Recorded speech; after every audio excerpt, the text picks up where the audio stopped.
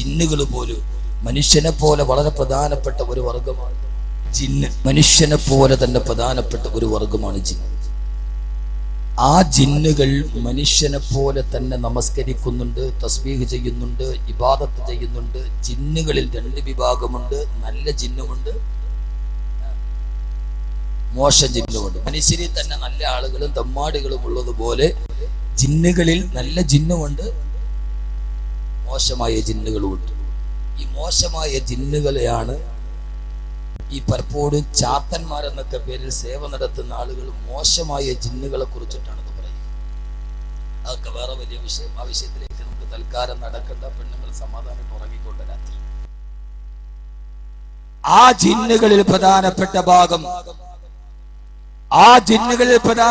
ഭാഗം അവരും അല്ലാഹുവിനെ കൃത്യമായിട്ട് അറിഞ്ഞവരാ. ആദരവായ പ്രവാചകൻ നബി മുഹമ്മദ് മുസ്തഫ, ഹബീബായ നബി മുഹമ്മദ് മുസ്തഫ സല്ലല്ലാഹു അലൈഹി വസല്ലമ ഒരു ദിവസം അല്ലാഹുവിന്റെ പ്രവാചകൻ സല്ലല്ലാഹു അലൈഹി വസല്ലമ അല്ലാഹുവിന്റെ റസൂലിന്റെ സഹാബത്തിന് വിശുദ്ധമായ ഖുർആൻ പഠിപ്പിച്ചു കൊടുക്കവേ സൂറത്തുർ റഹ്മാനാണ് പഠിപ്പിക്കുന്നത്. അർ-റഹ്മാനു അല്ലമൽ ഖുർആൻ ഖലഖൽ ഇൻസാന അല്ലമഹുൽ ബയാൻ. വിശുദ്ധമായ സൂറത്തുർ റഹ്മാൻ പഠിപ്പിച്ചു കൊണ്ടിരിക്കവേ ഓരോ ആയത്തുകൾ എത്തിയപ്പോഴും അല്ലാഹുവിന്റെ റസൂലോടാൻ തുടങ്ങി. ഫബിഅയ്യി ആലാഇ റബ്ബികുമാ തുകദ്ദിബാൻ മറദൽ ബഹ്റൈനി യൽതഖിയാൻ ബൈനഹുമാ ബർസഖുൻ ലാ യബ്ഗിയാൻ ഫബിഅയ്യി ആലാഇ റബ്ബികുമാ തുകദ്ദിബാൻ. ആയത്തുകൾ ഓതിക്കൊണ്ടിരിക്കവേ അല്ലാഹുവിന്റെ റസൂൽ ചോദിച്ചു, സഹാബ ഇത്രയേറെ ആയത്തുകൾ ഓതിയിട്ട്, അല്ലാഹുവിന്റെ അനുഗ്രഹത്തെ കുറിച്ചുള്ള ആയത്തുകൾ ഓതിയിട്ട് എന്തേ നിങ്ങൾ സുജൂദ് ചെയ്യുന്നില്ല? ഞാൻ ഈ ഓടുന്ന ഖുർആൻ കേട്ടുകൊണ്ട് നിങ്ങളെ പോലെ തന്നെ ജിന്നുകളുമുണ്ട്. ആ ജിന്നുകളെല്ലാം സുജൂദിൽ കിടന്ന് പൊട്ടിക്കരയുകയാ. നിങ്ങൾ മാത്രം എന്തേ സുജൂദ് ചെയ്യില്ലെന്ന് ഹബീബായ നബി മുഹമ്മദ് മുസ്തഫ സല്ലല്ലാഹു അലൈഹി വസല്ലമ അല്ലാഹുവിന്റെ റസൂൽ ഖുർആൻ ഓതുന്നത് കേൾക്കാൻ എത്ര പതിനായിരക്കണക്കിന് ജിന്നുകളാണ് വന്നത്. ഇന്നും ഹജ്ജിന് വേണ്ടി പോകുമ്പോൾ മക്കയുടെ മറുഭാഗത്തൊരു പള്ളിയുണ്ട്. ആ പള്ളിയുടെ പേര് തന്നെ മസ്ജിദുൽ ജിന്ന് എന്നാണ്. ആ പള്ളിയുടെ പേര് തന്നെ ജിന്നിന്റെ പള്ളി. അവിടെയാണ് അല്ലാഹുവിന്റെ റസൂൽ ജിന്നുകൾക്ക് ഖുർആൻ പഠിപ്പിച്ചു കൊടുത്തത്. ഹബീബായ നബിയുടെ ഖുർആൻ കേൾക്കാൻ, ആ ഖുർആൻ കേട്ടിട്ട് പൊട്ടിക്കരയാൻ, അല്ലാഹുവിന്റെ കലാം കേട്ടിട്ട് പൊട്ടിക്കരയാൻ എത്രയോ ജിന്നുകളാണ് വന്നത്. മലക്കുകൾക്ക് പോലെ, ജിന്നുകൾക്ക് പോലെ, ഈ പറവകളെ പോലെ എല്ലാം അല്ലാഹുവിനെ സ്തുതിക്കുമ്പോ, എല്ലാം പടച്ചറപ്പിന്റെ മുമ്പിൽ പൊട്ടിക്കരയുമ്പോ അല്ലാഹു ചോദിക്കുകയാണ്, മനുഷ്യ, എല്ലാം അറിയുന്ന മനുഷ്യ, ഞാൻ പടച്ച മനുഷ്യ, ഞാൻ ബഹുമാനിച്ച മനുഷ്യ, എല്ലാം തന്ന മനുഷ്യ, നീ മാത്രം എന്തേ പടച്ചറപ്പിനെ തിരിച്ചറിയുന്നില്ല? അല്ലാഹു പറയുന്നുണ്ട്, വമാ ഖലഖതുൽ ജിന്ന വൽ ഇൻസ ഇല്ലാ ലിയഅ്ബുദൂൻ. ഈ മനുഷ്യനെയും ജിന്നുകളെയും ഞാൻ സൃഷ്ടിച്ചത് എനിക്ക് ഇബാദത്ത് ചെയ്യാൻ വേണ്ടി മാത്രമാ. ഇബാദത്തല്ലാതെ മറ്റൊരു ലക്ഷ്യമില്ല. അല്ലാഹുവിനെ അറിയലല്ലാതെ ലക്ഷ്യമില്ല. അല്ലാഹു പറയുകയാണ്, മാ ഉരീദു മിൻഹും മിൻ റിസ്ഖിൻ വമാ ഉരീദു അൻ യുത്ഇമൂൻ. ഒരു വാപ്പ കട്ടപ്പെട്ട് മക്കളെ വളർത്തുന്നത് എന്തിനാ? രാവിലെ മുതൽ വൈകുന്നേരം, അല്ലെങ്കിൽ വൈകുന്നേരം പോരേടം ചന്തയിൽ വന്നിട്ട് മീൻ വിൽക്കുന്ന പാവപ്പെട്ട മത്സ്യത്തൊഴിലാളി, ആ പാവപ്പെട്ടവൻ മീൻ വിൽക്കുന്നത് എന്തിനു വേണ്ടിയാ? രാവിലെ മുതൽ വൈകുന്നേരം വരെ പള്ളിക്കലോ പോരേടത്തുള്ള ക്രഷറിൽ പോയി പാറക്കല്ലുകളോട് കെട്ടിമുട്ടുന്ന പ്രിയപ്പെട്ട പിതാവ് മക്കളെ വളർത്തുന്നത് എന്തിനാ? നാളെ വാർദ്ധക്യകാലത്ത് താനൊന്ന് കിടക്കുമ്പോ തന്റെ മക്കളുടെ കയ്യിൽ നിന്ന് ഒരു തുള്ളി വെള്ളം വാങ്ങിച്ചു കൊടുക്കാം, നാളെ തന്റെ മക്കളുടെ കയ്യിൽ നിന്ന് ഒരു തുള്ളി വെള്ളം വാങ്ങിച്ചു കൊടുക്കാമെന്ന ലക്ഷ്യത്തോടെയാണ് ഒരു വാപ്പ മക്കളെ പോലും വളർത്തുന്നതെങ്കിൽ അള്ളാഹു പറയുക, നിനക്ക് ഭക്ഷണം തരുന്ന, നിനക്ക് ആയുസ് തന്ന, നിനക്ക് മക്കളെ തന്ന, നിനക്ക് സൗന്ദര്യം തന്ന, നിനക്ക് കൈ തന്ന, നിനക്ക് കാല് തന്ന, നിനക്ക് മസ്തിഷ്കം തന്ന, നിനക്ക് ബുദ്ധി തന്ന, നിനക്ക് കച്ചവടം തന്ന എല്ലാ അനുഗ്രഹങ്ങളും വാരിക്കോരി തന്ന ഞാൻ മാ ഉരീദു മിൻഹും മിൻ റിസ്ഖിൻ വമാ ഉരീദു അൻ യുത്ഇമൂ, ഞാൻ നിങ്ങളിൽ നിന്ന് ഒരു പിടി ഭക്ഷണം പോലും നിങ്ങളോട് ഞാൻ ചോദിച്ചിട്ടില്ല മനുഷ്യ. ഞാൻ നിങ്ങളോട് ചോദിച്ചത് ഇബാദത്ത് മാത്രമാ, എന്നെ അറിഞ്ഞ് ജീവിക്കൽ മാത്രമാണെന്ന് അള്ളാന്റെ വിശുദ്ധ ഖുർആൻ. അതുകൊണ്ട് എന്റെ പ്രിയപ്പെട്ട സഹോദരങ്ങളോട് എന്റെ വിഷയത്തിന്റെ ഭാഗമായി അള്ളാഹുവിനെ അറിയുക, പടച്ച റബ്ബിനെ അറിയുക. അല്ലാഹു സുബ്ഹാനഹു വ തആല അവനാരാ, അവൻ നമ്മളോട് ചോദിച്ചതെന്താ, അവൻ നമ്മിൽ നിന്ന് ആവശ്യപ്പെട്ടതെന്താ, അവനോടുള്ള നമ്മുടെ ബന്ധം എങ്ങനെയാ, അള്ളാഹു നമുക്കത് അറിയാൻ, അത് ജീവിതത്തിൽ പകർത്താൻ അള്ളാഹു തൗഫീഖ് നൽകി അനുഗ്രഹിക്കുമാറാകട്ടെ. അള്ളാഹു തൗഫീഖ് നൽകി അനുഗ്രഹിക്കുമാറാകട്ടെ. അള്ളാഹുവിനെ അറിയേണ്ടതിന്റെ പ്രധാനപ്പെട്ട ഭാഗം, നമ്മുടെ എല്ലാവരുടെയും പ്രധാനപ്പെട്ട ഒരു വിശ്വാസമുണ്ട്. നമ്മൾ ഈമാൻ കാര്യം പറയുമ്പോ അള്ളാഹിനെ കുറിച്ച് അറിയാൻ നമ്മൾ പറയുക അൻതുഉമിന ബില്ലാഹി വ മലായികതിഹി വ കുതുബിഹി വ റുസുലിഹി വൽ യൗമിൽ ആഖിരി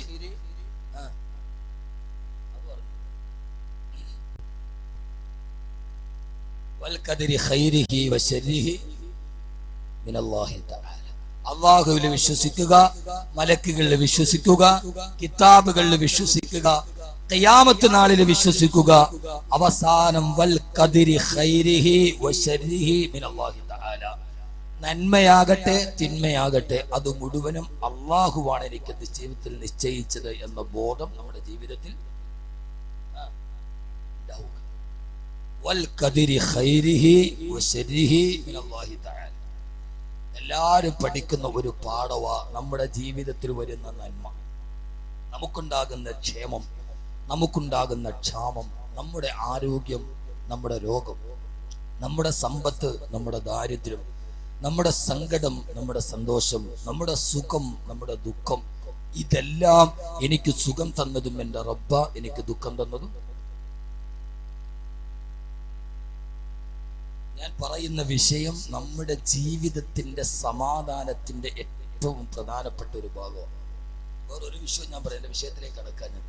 ഞാൻ ഇന്ന് പറയുന്ന വിഷയം നമ്മുടെ മനസ്സിന്റെ സമാധാനത്തിന്, എന്നെ കേൾക്കുന്ന എൻ്റെ പ്രിയപ്പെട്ട ചെറുപ്പക്കാരുടെ, സഹോദരങ്ങളുടെ, സഹോദരിമാരുടെ മനസ്സിന്റെ ഒരു സമാധാനം. അല്ലാഹുവേ, നീ അറിയാതെ ഒരു കരിയില പോലും എൻ്റെ ജീവിതത്തിൽ എൻ്റെ തലയിൽ വന്ന് വീഴില്ല.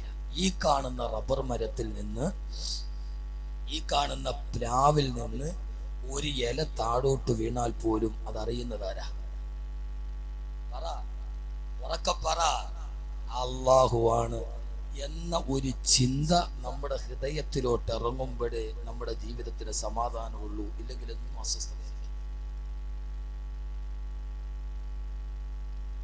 നമ്മുടെ ജീവിതത്തിൽ എന്തു വന്നാലും, ഏത് പ്രശ്നം വന്നാലും, ഏത് പ്രയാസം വന്നാലും, സന്തോഷം വന്നാലും, സങ്കടം വന്നാലും അത് ആരിലേക്കാ? ഇതാണ് അള്ളാഹിനെ അറിയുക എന്നുള്ള പ്രധാനപ്പെട്ട വിഷയം. ഇത് ഖുർആനിൽ നിന്ന് നമുക്ക് പഠിക്കാം. ഒരു സൂറത്ത് നമ്മൾ 2 മണിക്കൂർ കേട്ടിട്ട് പോകുമ്പോൾ നമ്മുടെ ചിന്തയിൽ എന്തെങ്കിലും പഠിക്കണം. ഞാൻ പറയുന്ന ഖുർആൻ മാത്രമാണ്, വേറെ ഒരു വിഷയം ഞാൻ കൈകാര്യം ചെയ്യുന്നില്ല. നമ്മുടെ ജീവിതത്തിൽ ഒരു സുഖവും ഉണ്ടാവും, പിന്നെന്തുണ്ടാവും? ദുഃഖമുണ്ടാവും, ഒരു കയറ്റവും ഉണ്ടാവും, ഒരു ഇറക്കവും ഉണ്ടാവും. ചിലപ്പോ നമ്മുടെ ജീവിതത്തിന്റെ തുടക്കം ഭയങ്കര സന്തോഷം, അവസാനം ഞാൻ ഖുർആൻ ഒരു കഥ പറയാം. ഖുർആൻ സൂറത്ത് തുടങ്ങുന്നത് തന്നെ ഇങ്ങനെയാണ്. രാവിലെ ഒരു വീട്, ഖുർആന്റെ കാരിയോഗ്രഫി അങ്ങനെ. ആ വീട്ടിൽ രാവിലെ എല്ലാവരും ഉറക്കണം. വാപ്പയും ഉണർന്നു, ഉമ്മയും ഉണർന്നു, മക്കളും രാവിലെ എഴുന്നേറ്റു. രാവിലെ എഴുന്നേറ്റ ഉടനെ വാപ്പയുടെ അടുക്കലേക്ക് വാപ്പയുടെ പ്രിയപ്പെട്ട മകൻ ഓടി വന്നു. ശ്രദ്ധിക്കുന്നുണ്ടോ?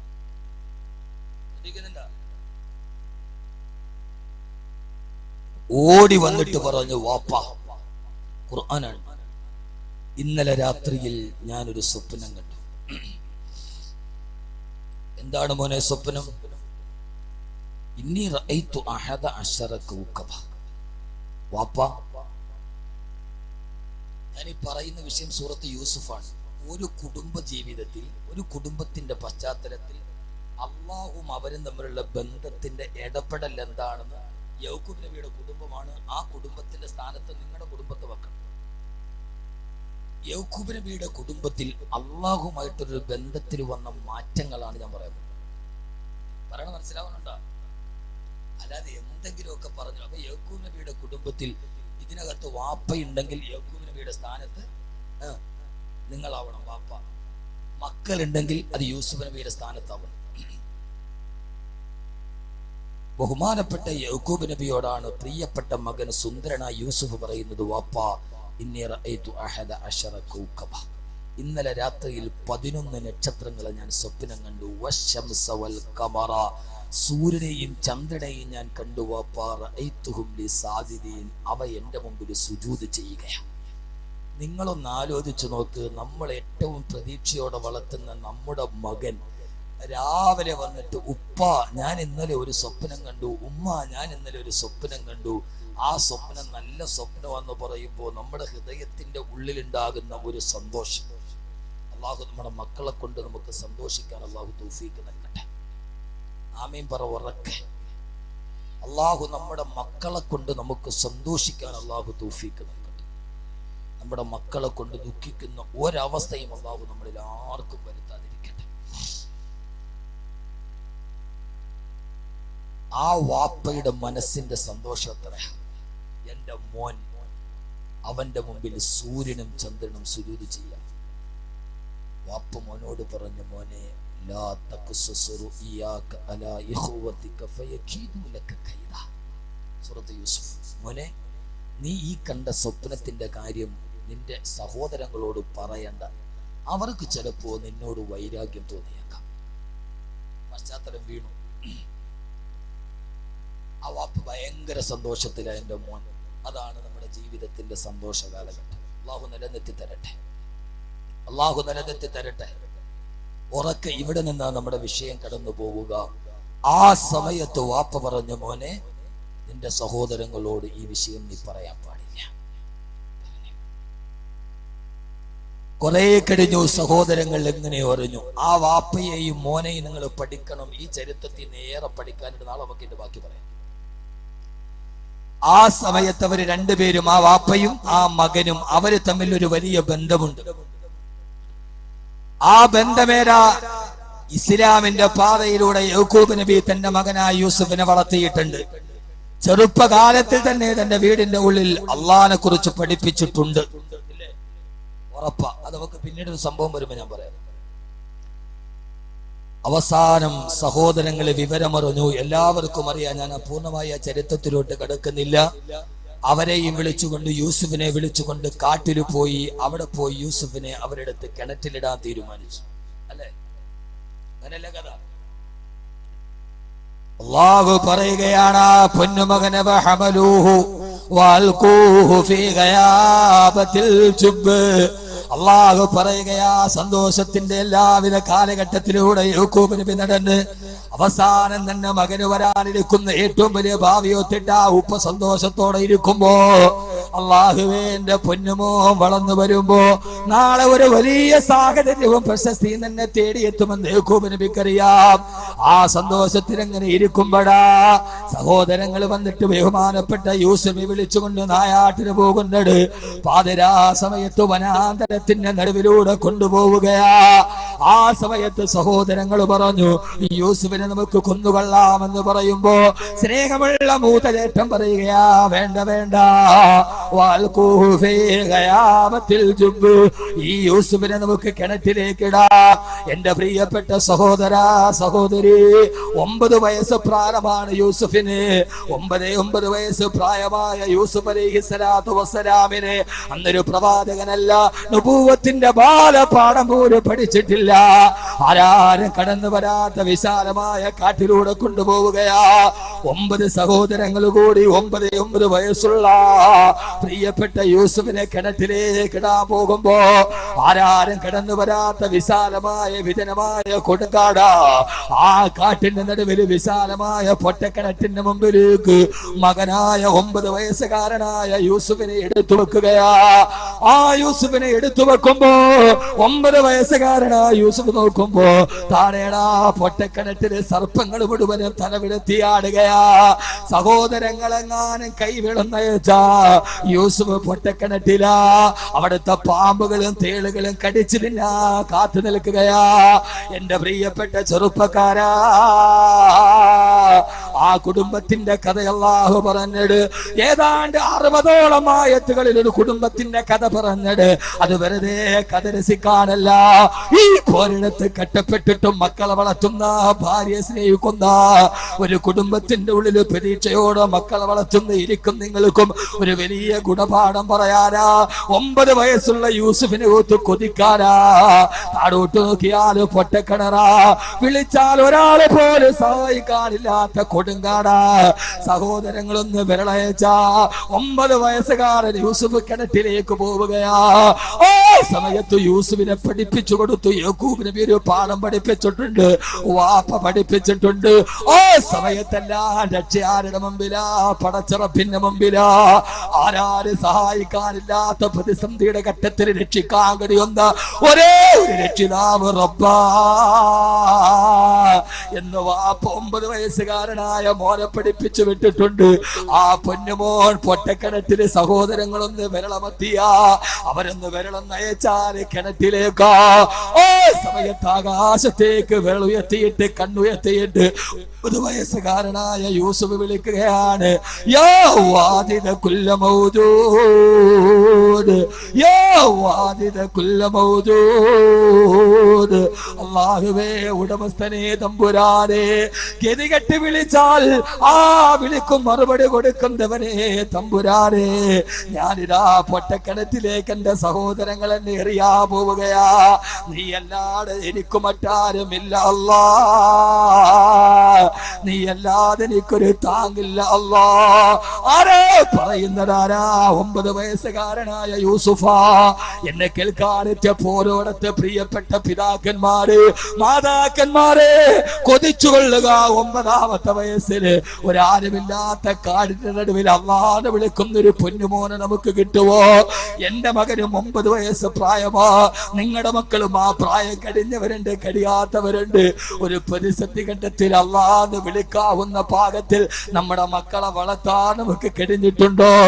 ഞാൻ എന്റെ നഫ്സിനോട് തന്നെ ആദ്യം പറയുകയാ, പൊന്നുമോന് യൂസുഫ് വിളിക്കുകയാണ്, അല്ലാഹുവേ, അല്ലാഹുവേ, അല്ലാഹുവേ, നീ അല്ലാതെ എനിക്കൊരു തുണയില്ല റബ്ബേ.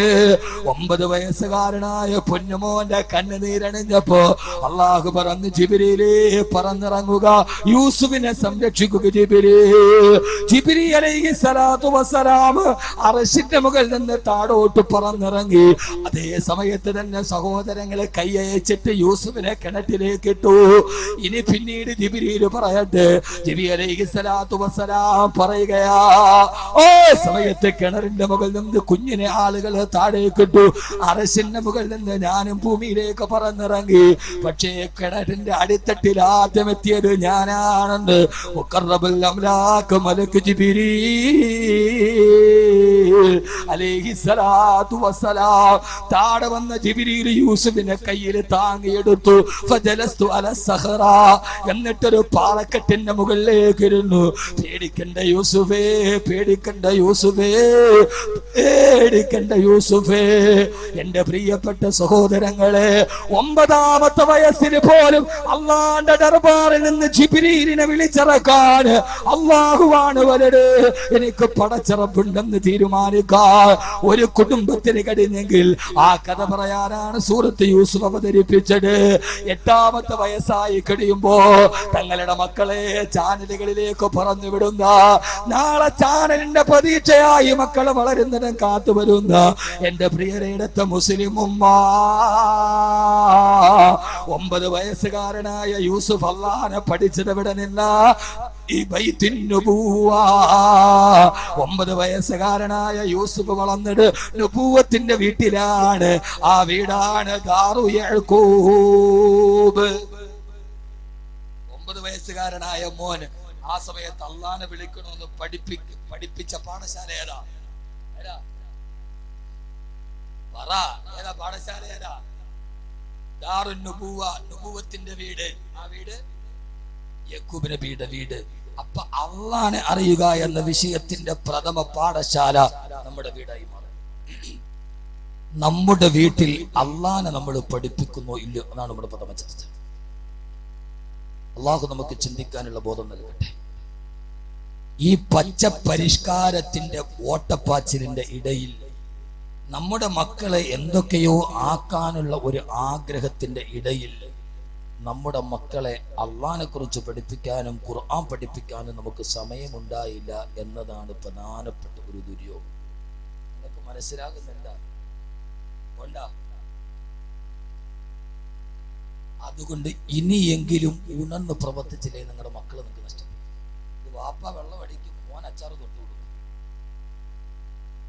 വാപ്പാക്ക് അച്ചാറ് നാക്കി തൊട്ട് കൊടുക്കുന്നത് വാപ്പായും മോനും കൂടെ ഒന്നിച്ച് കള്ളു കുടിക്കുന്ന. എനിക്കറിയാം, അറിയാവുന്നതാണ്, മറ്റൊന്നും അറിയാത്തത്. എന്താണ് സമൂഹത്തിന്റെ അവസ്ഥ? ഞാൻ വേറെ ഒരു സയൻസോ ടെക്നോളജിയോ ലോകാവസാനം ഒന്നും പറയുന്നില്ല. നമ്മുടെ മക്കള് ഓരോ ആണിനോടും ഓരോ പെണ്ണിനോടും നമ്മുടെ വീട്ടിൽ അള്ളാനെ കുറിച്ചുള്ള ബോധം 9ാമത്തെ വയസ്സിൽ യൂസുഫിന് പഠിപ്പിച്ചു കൊടുത്തെങ്കിൽ അതിന്റെ സമ്പത്തിന്റെ കാലഘട്ടത്തിൽ നിന്ന് പിന്നീട് ദുഃഖത്തിന്റെ കാലത്തേക്ക് പോകും. നമ്മളോ നമ്മുടെ ജീവിതത്തിൽ നമുക്ക് ഏറ്റവും വലിയ ഫിത്നയുടെ കാലഘട്ടമായിരുന്നു. നമ്മൾ ഏറ്റവും വലിയ പരീക്ഷണത്തിന്റെ കാലഘട്ടത്തിലാണ്. അള്ളാഹു നമ്മളെ കാക്കട്ടെ. ഏറ്റവും വലിയ പരീക്ഷണം ഏതാ? ഒരു മനുഷ്യന്റെ ജീവിതത്തിൽ ഏറ്റവും വലിയ പരീക്ഷണം ഏതാ? ക്യാൻസർ ആണോ? ക്യാൻസർ ആണോ? ഹാർട്ട് അറ്റാക്ക് ആണോ? മാറാ രോഗമാണോ? നമ്മൾ പറയില്ലേ, അവൻ അള്ളാഹുടെ വലിയ പരീക്ഷണോ? എന്താ കാര്യം? അവന് ഭയങ്കര കടവാണോ വലിയ പരീക്ഷണം? നമ്മൾ പറയും അവക്ക് അള്ളാഹുടെ വലിയ പരീക്ഷണമാണ്. എന്താ കാരണം? അവക്ക് ഭയങ്കര രോഗമാണ്, വീട്ടിൽ എല്ലാവർക്കും രോഗം. ഒരു ഹദീസ് ഞാൻ പറഞ്ഞത് ഇങ്ങോട്ട് നോക്ക്. ഒരു കുടുംബത്തിലെ ഏറ്റവും വലിയ പരീക്ഷണം ആ കുടുംബത്തിൽ കടം വരലല്ല, ആ കുടുംബത്തിൽ മാറാ രോഗം വരലല്ല, ആ കുടുംബത്തിൽ മറ്റൊരു പ്രശ്നം ഉണ്ടാവലാണ്. ഇതെന്തിട്ട് മനുഷ്യന്മാരെ എങ്ങനെ ഇരിക്കണേ? നമ്മുടെ കുടുംബത്തിലെ ഏറ്റവും വലിയ പരീക്ഷണം എന്താന്ന് പറഞ്ഞുതരട്ടെ? പറഞ്ഞെന്നാ മാറ്റാവോ? സ്ത്രീകള് നന്നായിട്ട് കേൾക്കണം.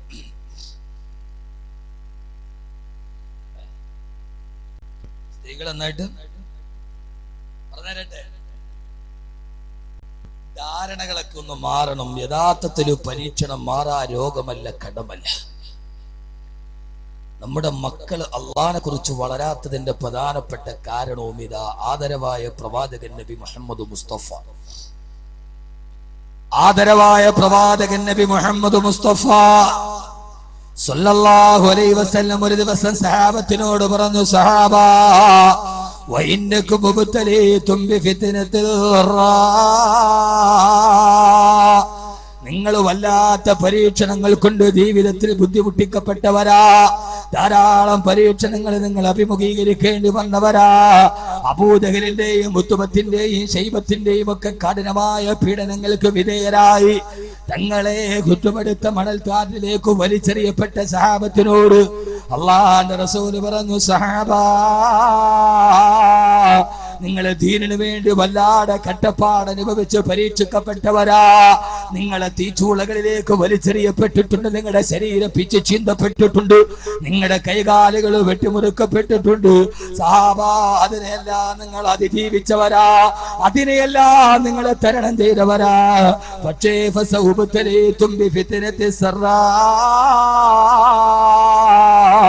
ഇനി സൗഭാഗ്യം കൊണ്ട് നിങ്ങളെ പരീക്ഷിക്കപ്പെടുന്ന കാലം വരെ സഹാബാ. ആരാ പറയുന്നത്? അല്ലാഹുവിന്റെ റസൂലാണ് പറയുന്നത്. സൗഭാഗ്യങ്ങൾ കൊണ്ട് നിങ്ങളെ ജീവിതത്തിൽ പരീക്ഷിക്കപ്പെടും, അതിനെ അതിജയിക്കാൻ നിങ്ങൾക്ക് സാധ്യമല്ല സഹാബാ. ബദറിന്റെ രണാങ്കണത്തിൽ ആയിരങ്ങളെ ജയിച്ചടക്കിയ, 10,000ങ്ങളുടെ മുമ്പിൽ ഒറ്റക്ക് പോരാടിയ, തീക്കുന്തങ്ങളെയും വാരിക്കുന്തങ്ങളെയും പടവാളുകളെയും നേരിട്ടിട്ട് അതിജയിച്ച സഹാബത്തിനോടാണ് പറയുന്നത്, സഹാബാ, ബദറിൽ ജനിച്ച, ഹുനൈനിൽ ജയിച്ച, ഖന്തക്കിൽ ജയിച്ച, അഹ്സാബിൽ ജയിച്ച സഹാബാ,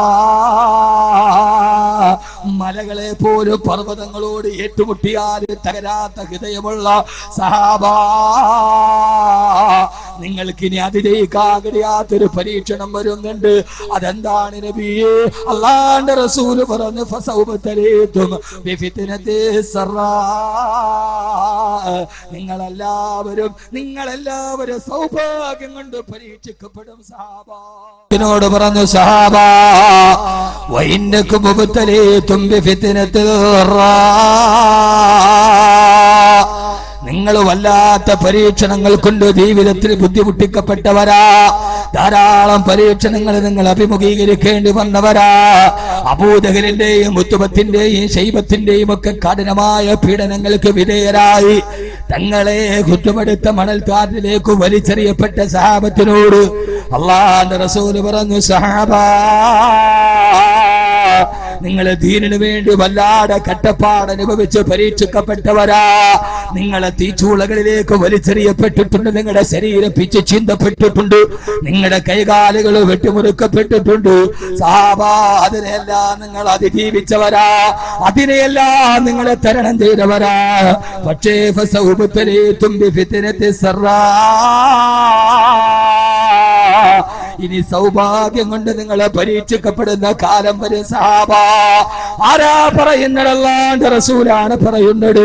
സൗഭാഗ്യങ്ങൾ കൊണ്ട് നിങ്ങളെ ജീവിതത്തിൽ പരീക്ഷിക്കപ്പെടും, അതിനെ അതിജയിക്കാൻ നിങ്ങൾക്ക് സാധ്യമല്ല സഹാബാ.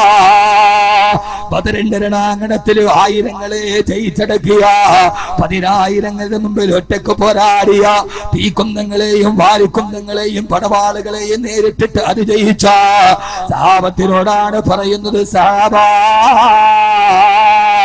ബദറിൽ ജനിച്ച, ഹുനൈനിൽ ജയിച്ച, ഖന്തക്കിൽ ജയിച്ച, അഹ്സാബിൽ ജയിച്ച സഹാബാ, മലകളെ പോലും പർവ്വതങ്ങളോട് ഏറ്റുമുട്ടിയാൽ തകരാത്ത ഹൃദയമുള്ള സഹാബാ, നിങ്ങൾക്കിനി അതിജയിക്കാൻ കഴിയാത്തൊരു പരീക്ഷണം വരുന്നുണ്ട്. അതെന്താണ് നബിയേ? അല്ലാഹുവിന്റെ റസൂൽ പറഞ്ഞു, ഫസൗബതലീതും ബിഫിത്നതി സറാ. നിങ്ങളെല്ലാവരും സൗഭാഗ്യം കൊണ്ട് പരീക്ഷിക്കപ്പെടും സഹാബാ. ആ സമയത്ത് സഹാബത്ത് ചോദിച്ചു, നബിയേ, വമാ ഫിത്നതു സറാഇയ റസൂലല്ലാഹ്. സൗഭാഗ്യത്തിന്റെ പരീക്ഷണം എന്താണ് നബിയേ? ഈ ഖുർആനെ തന്നെ കേൾക്കാൻ എന്റെ പ്രിയപ്പെട്ട സഹോദരിമാരോട് ആരെയും ഞാൻ കുറ്റപ്പെടുത്തി പ്രസംഗിക്കുന്നതല്ല. അല്ലാഹുവിന്റെ റസൂൽ പറഞ്ഞു, സഹാബാ, സമൃദ്ധിയുടെ പരീക്ഷണം എന്തെന്നറിയുമോ? ഇദാ ലബിസൻ നിസാഉ വസാബത്തുൽ യമൻ, ഇദാ ലബിസൻ നിസാഉ വസാബത്തുൽ യമൻ. തിരുദൂതരേ, മാണിക്യപ്പൂവേ, മണിദൂതരേ, മുത്തു മുസ്തഫ, അങ്ങേക്കായി ആയിരം സലാം. 14 നൂറ്റാണ്ടുകൾക്ക് മുമ്പ് മദീന റൗളയുടെ ഭിത്തിയിൽ ചാരിയിരുന്നു കൊണ്ട് വരാനിരിക്കുന്ന ഇന്നത്തെ ഗൾഫ് ലോകത്തിന്റെ ദുഷ്പ്രവണതകൾ തന്റെ 6-ാം ഇന്ദ്രിയം കൊണ്ട് കണ്ടെത്തിയ ലോകത്തിന്റെ തിരുദൂതരെ മുത്തുനബിയെ തിരുദൂതരെ അങ്ങേക്ക് 1000 സലാം. അള്ളാന്റെ റസൂല് പറഞ്ഞു, നിങ്ങളുടെ ഭാര്യമാർ വിദേശത്ത് നിന്നുള്ള വസ്തുക്കള് വല്ലാതെ ഇഷ്ടപ്പെടുന്ന കാലമെത്തിയാൽ, വിദേശ വസ്തുക്കളെ പെണ്ണുങ്ങൾക്ക് ഇഷ്ടം വരുന്ന കാലമെത്തിയാൽ അതാണ് ഏറ്റവും വലിയ സമൃദ്ധിയുടെ പരീക്ഷണമെന്ന് ഹബീബായ നബി മുഹമ്മദ് മുസ്തഫ. ഇദാ ലബിസൻ നിസാഉ അസാബത്തുൽ യമൻ. യമൻ അന്നത്തെ ഗൾഫാണ്. യമൻ യമൻ എന്ന് പറഞ്ഞാൽ അന്നത്തെ മനസ്സിലാവണണ്ട, ഇത് നബി തങ്ങളുടെ ഹദീസാണ്. നിങ്ങൾ കേട്ടിട്ടില്ലേ? കേട്ടോ? യമൻ എന്ന് പറഞ്ഞാൽ ഇന്നത്തെ സൗദി അറേബ്യ. ഇന്ന് സൗദി നമുക്ക് എങ്ങനെയാണോ, ദുബൈ നമുക്ക് എങ്ങനെയാണോ, മസ്കറ്റ് നമുക്ക് എങ്ങനെയാണോ, അങ്ങനെയാണ് അന്ന് യമൻ. നമ്മുടെ പെണ്ണുങ്ങൾക്ക് ഗൾഫിലെ സാധനമല്ലാതെ മറ്റൊന്ന് തികയാതെ വരിക. നാടസാധനം ഒന്നും അവർക്ക് വേണ്ട. തീർന്നില്ല, ഹദീസ് തീർന്നില്ല. അപ്പൊ ഉസ്താദ്, ഇപ്പൊ പെണ്ണുങ്ങള് ഗൾഫിൽ നിന്ന് സാധനം വേണമെന്ന് പറയുന്നതിൽ എന്താ തെറ്റ്? പക്ഷെ നിനക്കാണെങ്കിലോ ഭർത്താവിനാണെങ്കിലോ അത് വാങ്ങിച്ചു കൊടുക്കാനുള്ള സാമ്പത്തിക ശേഷി, സാമ്പത്തിക ശേഷി അള്ളാനെ അറിയുക എന്നുള്ളതാണ് വിഷയം തന്നെ. ഞാൻ പറഞ്ഞ ചിന്തിക്ക് നന്നായിട്ട് നോക്ക്. ഭാര്യയ്ക്ക് വിദേശ വസ്തുക്കളോട്, വില കൂടിയ വസ്തുക്കളോട് ഭയങ്കര ഭ്രമം, അതിരട്ട ഭ്രമം. അത് ആഗ്രഹിക്കാൻ പാടില്ല എന്നൊന്നുമല്ല, അതിരട്ട അത്യാഗ്രഹം. ഒരു കല്യാണത്തിന് പോകണമെങ്കിൽ ഇന്നെടുത്തത് നാളെ അവള്. നമ്മുടെയൊക്കെ നാട്ടിൽ അങ്ങനെയൊക്കെ ആയിട്ടുണ്ട്. യഥാർത്ഥത്തിൽ ഭർത്താവിന് ഇത് വാങ്ങിച്ചു കൊടുക്കാനുള്ള സാമ്പത്തിക ശേഷി ഇല്ല. എന്നാൽ ഭാര്യയെ തൃപ്തിപ്പെടുത്താൻ, അവന് സ്വൈര്യമായി ജീവിക്കാൻ ഇത് ചെയ്തേ അപ്പോൾ അവൻ അല്ലാഹുവിന്റെ പ്രവാചകൻ നബി മുഹമ്മദ് മുസ്തഫ, ആദരവായ പ്രവാചകൻ നബി മുഹമ്മദ് മുസ്തഫ സല്ലല്ലാഹു അലൈഹി വസല്ലമ പറയുകയാ, തന്റെ ഭാര്യയെ തൃപ്തിപ്പെടുത്താൻ വേണ്ടി, അവളുടെ ആഗ്രഹത്തിനു വേണ്ടി അവൻ അല്ലാഹുവിന് ഇഷ്ടപ്പെടാത്തത് പ്രവർത്തിക്കപ്പെടാൻ നിർബന്ധിതനാവുക. അവൻ ആ സമയത്ത് അല്ലാഹനെ മറക്കുക. അവൻ പടച്ചറപ്പിനെ തൽക്കാലത്തിലേക്ക് മറക്കേണ്ടി വരിക. ഭാര്യയുടെ ആഗ്രഹം പൂർത്തീകരിക്കാൻ വേണ്ടി അവൻ ഹറാമ് ചെയ്യുകയാ. അവൻ അറബിയെ പറ്റിക്കാൻ തീരുമാനിക്കുകയാ. അല്ലെങ്കിൽ ഗൾഫിലെ ലോട്ടറി എടുക്കാൻ, ഗൾഫിൽ ചീട്ട് കളിക്കപ്പെടാൻ പാവപ്പെട്ട ഭർത്താവ് നിർബന്ധിതനാവുകയാ. അവൻ അല്ലാഹനെ മറക്കാൻ നിർബന്ധിതനാകുമ്പോ ആ ഒരവസ്ഥ, സാഹചര്യം സംജാതമാകലാണ് നിങ്ങൾക്ക് അതിജയിക്കാൻ കഴിയാത്ത പ്രതിസന്ധി എന്ന് ആദരവായ പ്രവാചകൻ നബി മുഹമ്മദ് മുസ്തഫ സല്ലല്ലാഹു അലൈഹി വസല്ലമ.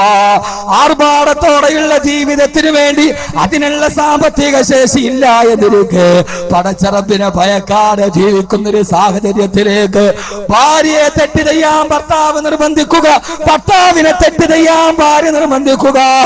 ആ ഒരു സാഹചര്യം വീടുകളിലേക്ക് സംജാതമായി. ആ സാഹചര്യത്തിൽ മക്കൾ പോലും അല്ലാഹനെ പഠിപ്പിക്കാൻ സമയമില്ലാതെ ജീവിക്കുമ്പോ അത് നിന്റെ ജീവിതത്തിൽ ഏറ്റവും വലിയ പ്രതിസന്ധിയാണ്. അല്ലാഹനെ അറിയാത്ത കുടുംബം, പടച്ചറപ്പിനെ അറിയാത്ത കുടുംബം, ആ കുടുംബത്തിന്റെ അവസ്ഥയിലേക്ക് മാറുമ്പോ ആർഭാടത്തിനു വേണ്ടി കല്യാണത്തിന് 10,000-ന്റെ സാരി അണിയാൽ അല്ലാഹ് ഇഷ്ടപ്പെടാത്തത് ചെയ്യാൻ തീരുമാനിക്കുന്ന ഒരു സാഹചര്യത്തിലേക്ക് കുടുംബങ്ങൾ മാറുമ്പോ കുടുംബത്തിൽ നിന്ന് അല്ലാഹനെ മാറ്റപ്പെടുക. എന്തിനാ? ഒരു തുച്ഛലാഭത്തിന് വേണ്ടി.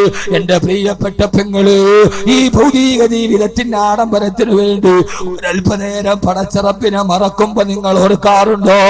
പാതിരാവിന്റെ നിശബ്ദതയിൽ ഉമർ റളിയല്ലാഹു തആല നടന്നു പോകുമ്പോഴല്ലേ വീടിന്റെ ഉള്ളിൽ നിന്ന് സംസാരം കേൾക്കുന്നത്? മോളെ, പാലില് വെള്ളം ചേർക്കും മോളെ. ഇല്ല ഉമ്മ, ചേർക്കില്ല. ഉമർ അറിഞ്ഞാൽ ശിക്ഷിക്കും ഉമ്മ. ആ സമയത്താണ് ഉമ്മയുടെ മറുപടി, മോളെ ഉമർ ഉറക്കമല്ലേ, നമ്മൾ പാലില് വെള്ളം ചേർത്താൽ ഉമ്മ അറിയില്ലല്ലോ. ആ സമയത്താണ് ലോകത്തിലെ ഒരു പെണ്ണിന്റെ ധീരമായ ഗംഭീരമായ ശബ്ദമുണ്ടായത്. ഉമ്മ ഇദാ കാന ഉമറു നായിമൻ ഫറബ്ബു ഉമറു യഖ്ലാൻ. ഉമർ ഉറങ്ങിയാലും ഉമറിന്റെ റബ്ബ് ഉറങ്ങില്ലല്ലോ ഉമ്മ. ഉമർ ഉറങ്ങിയാലും ഉമറിന്റെ റബ്ബ് ഉറങ്ങില്ലല്ലോ ഉമ്മ. പാലിന് വെള്ളം ചേർക്കാൻ പറയുമ്പോ ആ സമയത്ത് ഉമ്മയോട്, തന്നെ പ്രസവിച്ച ഉമ്മയോട്, നൊന്ത് പ്രസവിച്ച മാതാവിനോട് അള്ളാനെ കുറിച്ച് പാതിരാത്രിയിൽ ഓർമ്മപ്പെടുത്താൻ കഴിയുന്ന ഒരു പൊന്നുമോള് നമ്മുടെ വീട്ടിലുണ്ടോ?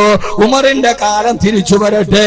അള്ളാനെ കുറിച്ച് പറയാൻ ഉമ്മ ഈ ചെയ്യുന്നത് തെറ്റാണെന്ന് അന്യ പുരുഷനോടും മൊബൈലിലൂടെ സംസാരിക്കുമ്പോ പ്ലസ് 1 പഠിക്കുന്ന മോള് പറയണം, ഉമ്മ ഇത് തെറ്റാണ് ഉമ്മ, ഇത് തെറ്റാണ് ഉമ്മ എന്ന് പറയാൻ കഴിയുന്ന, കുടുംബത്തിന്റെ ഉള്ളിൽ പടച്ചറപ്പിനെ കുറിച്ച് ഓർമ്മിപ്പിക്കാൻ കഴിയുന്ന ഒരു കൗമാരത്തിന് ജന്മം കൊടുക്കാൻ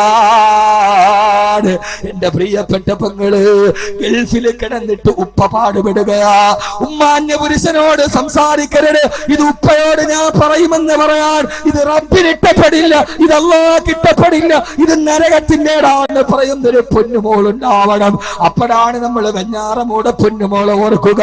നബിദിനത്തിന്റെ അന്ന് രാത്രി കാമുകൻ വീട്ടിൽ കയറിയപ്പോ എന്റെ ഉമ്മാടെ കടപ്പറയിൽ മറ്റൊരാളെ കണ്ടപ്പോ ഉമ്മ ഞാനിത് ഉപ്പയോട് പറയുമെന്ന് പറഞ്ഞ പൊന്നുമോളയാണ്. നന്ദ് പ്രസവിച്ച ഉമ്മ തന്നെ ജനലിൽ കെട്ടി തൂക്കി കൊന്നൊടുക്കിയത്. അതും ഈ കണ്ടെടുത്തത് ഈ ലോകമാണ്. ഉപ്പയോട് പറയുമെന്ന് പറഞ്ഞപ്പോ പൊന്നുമോളെ പോലും കാമുകന്റെ കൂടെ കിടക്കുന്ന ഒരു രാത്രിയുടെ വിലയായി നന്ദ് പ്രസവിച്ച മകളെ കൊടുക്കുന്ന ലോകം. ഈ ലോകം എവിടേക്കാണ് പോകുന്നത്? നന്ദ് പ്രസവിച്ച മക്കളുടെ വില എന്താണ്? കാമുകന്റെ കൂടെ കിടക്കുന്ന ഒരു രാത്രിയുടെ വില പൊന്നുമോളുടെ ജീവിതമായി മാറുക. എന്റെ പ്രിയപ്പെട്ട സഹോദരങ്ങളെ, പോരേടത്തിനും പള്ളിക്കിലും അടക്കമുള്ള അള്ളാഹു ധാരാളം സൗകര്യം ചെയ്ത ഗൾഫിന്റെ വരുമാനം കൊണ്ടുവന്ന ലോകമാണിത്. ഞാൻ ഈ അടുത്ത സമയത്ത് ദുബൈയിൽ പോകുമ്പോ നട്ടുച്ച നേരത്തെ ഷാർജയിലൂടെ പോവുകയാ. ആ സമയത്ത് തൃശ്ശൂരുള്ള ഒരു സുഹൃത്തിനെ കാണാൻ പോയി. ഞാനും എന്റെ സുഹൃത്തുമുണ്ട്. കാറിൽ നിന്ന് വെളിയിലോട്ട് ഇറങ്ങിയപ്പോ സുബ്ഹാനല്ലാഹ്, ഈ റമദാനിലാണ് ഞാൻ എന്റെ പ്രിയപ്പെട്ട സുഹൃത്തിനോട് പറഞ്ഞു, ഞാൻ കാറിൽ നിന്ന് ഇറങ്ങില്ല, അത്രയേറെ കഠിനമായ ചൂടാണ്. ഡോറ് തുറന്നു, എന്നെ മുഖം കരിയുന്നത് പോലെ ഇറങ്ങാൻ കഴിയാതെ ഡോറടച്ചിട്ട് ഞാൻ അവിടെ ഇരുന്നു. എനിക്ക് ഇറങ്ങാൻ കഴിയുന്നില്ല, രോമം കരിയുന്നുവോ. റമദാനിലെ ചൂടാ. ആ സമയത്താണ് ഞാൻ കണ്ടത് ഷാർജയുടെ മറുഭാഗത്ത് നട്ടുച്ച നേരത്ത് താടി നരച്ച ഒരു മനുഷ്യന് സമൂസ വിൽക്കുകയാ.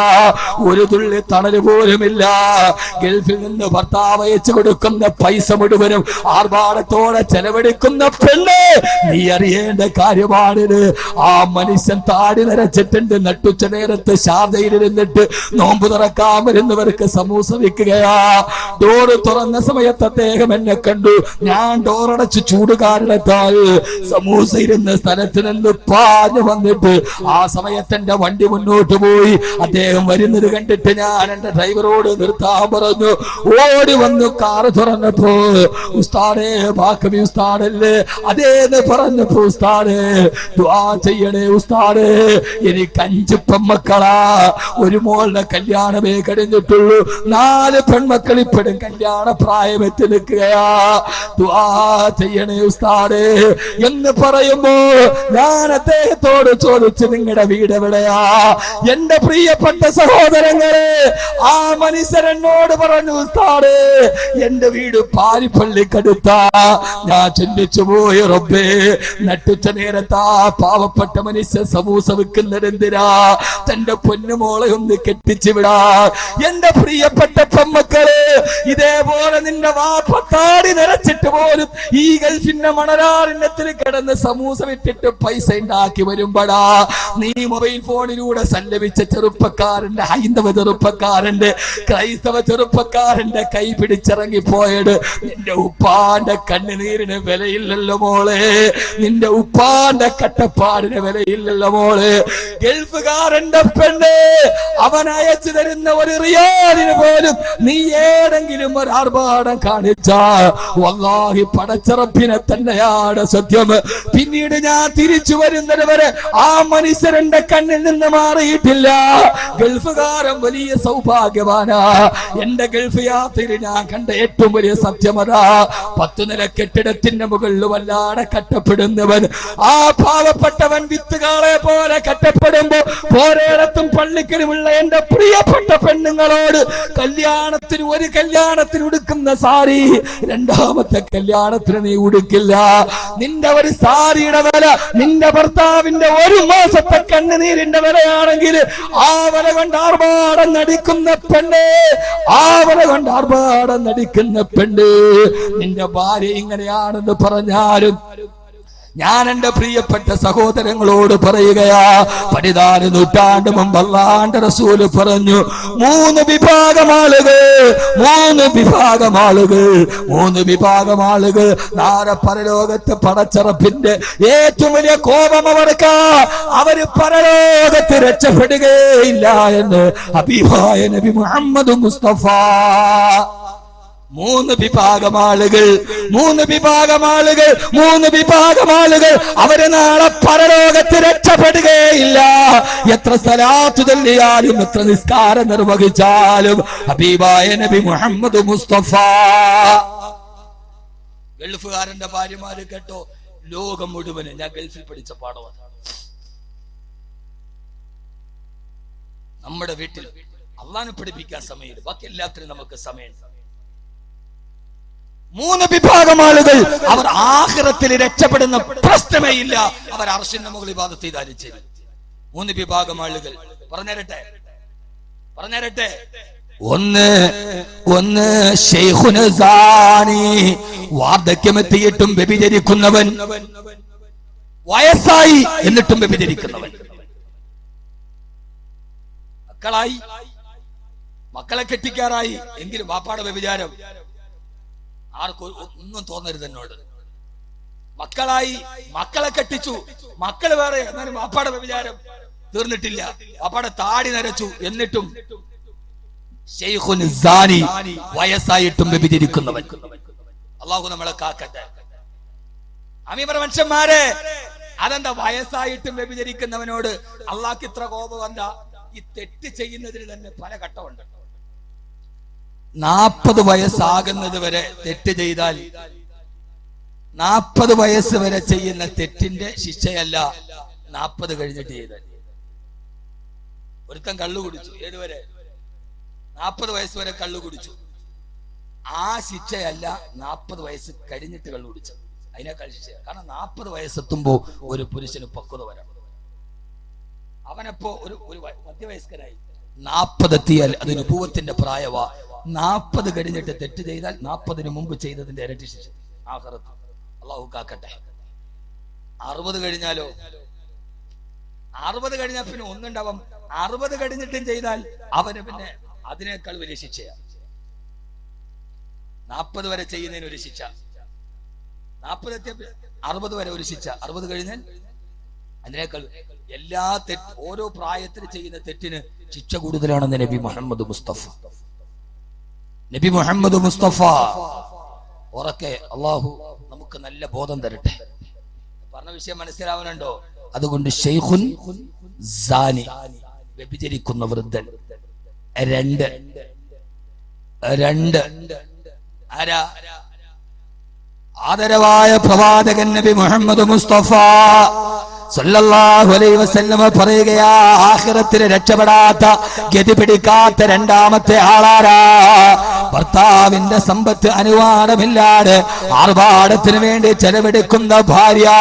അവൾ എത്രയേറെ ഇബാദത്ത് ചെയ്താലും പാവപ്പെട്ട ഭർത്താവ് കഷ്ടപ്പെട്ടുണ്ടാക്കുന്ന സമ്പത്ത് അവളുടെ ദുനിയാവിന് വേണ്ടി, ആഖിറത്തിനല്ല, അതിനുവേണ്ടി അതിരില്ലാതെ ചെലവെടുക്കുന്ന ഭാര്യ, അവൾ ആഖിറത്തിൽ രക്ഷപ്പെടുന്ന പ്രശ്നമേ ഇല്ലെന്ന് ഹബീബായ നബി മുഹമ്മദ് മുസ്തഫ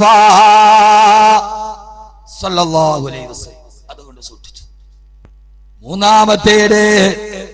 മൂന്നാമത്തേത് നിന്റെ ഭാര്യ അല്ലാഹ് കിട്ടപ്പെടാത്തത് ചെയ്യുന്നുണ്ട് എന്നറിഞ്ഞിട്ടും ഭാര്യയുടെ തെറ്റിനെ ലഘൂകരിച്ചിട്ട് കണ്ടില്ലെന്ന് നടിക്കുന്ന ഭർത്താവ്. നിന്റെ ഭാര്യ തമ്മാടിത്തരം ചെയ്യുന്നുണ്ട്, നിന്റെ ഭാര്യയുടെ പോക്ക് ശരിയല്ലെന്നറിയാം. ഭാര്യയുടെ തെറ്റ് കണ്ടിട്ടും അതറിഞ്ഞിട്ടും അതിനെ ലഘൂകരിക്കുന്ന ഭർത്താവ് അവൻ നാളെ ആഖിറത്തിൽ രക്ഷപ്പെടില്ലെന്ന് ഹബീബായ നബി മുഹമ്മദ് മുസ്തഫ സല്ലല്ലാഹു അലൈഹി വസല്ലം. ഭാര്യയുടെ തെറ്റിനെ കണ്ടിട്ടും കണ്ടില്ലെന്ന് നടിക്കുന്ന ഭർത്താവ്. ഭാര്യ തലേ തുണി ഇട്ടിട്ടല്ല നടക്കണത്, ഭർത്താവിനറിയാം, അവനതിനെ ലഘൂകരിച്ച് കണ്ടു. എനിക്കിപ്പോഴും അറിയാം, 50 വയസ്സായാലും ചില പെണ്ണുങ്ങൾ തലേ തുണിയിടൂല. ഇനി അവളുടെ ആരെ കാണിക്കാൻ? മൂത്ത് നരത്ത് കരിമ്പും ചണ്ടിയുടെ പോരത്തടിക്കണ മാതിരിയായി. എന്നാ പോലും പിന്നെയും മക്കളെയും കെട്ടിച്ച പെണ്ണുങ്ങൾ പോലും ഇപ്പോഴും തലേ തുണിയിടാൻ ബുദ്ധിമുട്ട്. അവളെ തലേ തുണിയിടും, അവളെ മരിച്ചിട്ട് 3 കെട്ട് കെട്ടുമ്പോ അന്നേതായാലും തലയുടെ മുകളിൽ ഒരു തുണി ഉറപ്പ്. ഭാര്യ തെറ്റ് ചെയ്യുന്നുണ്ട് എന്നറിയാം, എന്നിട്ടും അതിനെ ലാഘവത്വത്തോടെ കാണുന്ന ഭർത്താവ്. അതുകൊണ്ട് ഈ തെറ്റുകളോട് വിട പറയണം, അരാജകത്വത്തോട് വിട പറയണം. എന്നിട്ട് നമ്മുടെ വീടിന്റെ ഉള്ളിൽ അല്ലാഹുവിനെ കുറിച്ച് പറയാൻ കഴിയണം. മക്കളെ പഠിപ്പിക്കണം, ഭാര്യയെ പഠിപ്പിക്കണം, ഭാര്യയെ പഠിപ്പിക്കണം, മക്കളെ പഠിപ്പിക്കണം, ഭർത്താവിനെ പഠിപ്പിച്ചു കൊടുക്കണം. എന്നിട്ട് അല്ലാഹുവോട് സർവ്വതും പറയണം. ആ ഒരവസ്ഥയിലേക്ക് നമ്മുടെ വീട് മാറണം. അല്ലാഹു തൗഫീഖ് നൽകുമാറാകട്ടെ. മക്കളെ പഠിപ്പിച്ചു കൊടുക്കണം. എന്താ പഠിപ്പിച്ചു കൊടുക്കേണ്ടത്? علموا أولادكم 3 خصال محبة نبيكم ومحبة أهل بيتي وقراءة القرآن. നിങ്ങളുടെ മക്കളെ നിങ്ങൾ 3 കാര്യങ്ങൾ പ്രത്യേകിച്ച് പഠിപ്പിച്ചു കൊടുക്കണം. ഒന്ന്, അല്ലാഹുവിനെ കുറിച്ച് പഠിപ്പിച്ചു കൊടുക്കണം. അല്ലാഹുവിനെ പഠിപ്പിച്ചു കൊടുക്കണം.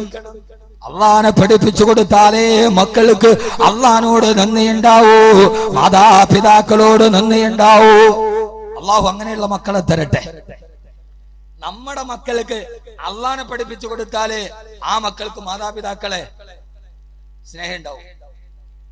നമ്മുടെ മക്കൾക്ക് നമ്മൾ അല്ലാഹുവിനെ പഠിപ്പിച്ചു കൊടുത്താ അവൻ അല്ലാഹുവിനെ കുറിച്ച് മാത്രമല്ല അറിയുക, പിന്നെ ആരെ അറിയും? നിങ്ങൾ എന്തിട്ട് മനുഷ്യന്മാരാ മനുഷ്യന്മാരെ, ഇമാതിരി നല്ല കാര്യം പറഞ്ഞിട്ട് നിങ്ങൾ എന്താ ഇങ്ങനെ ഇരിക്കണേ?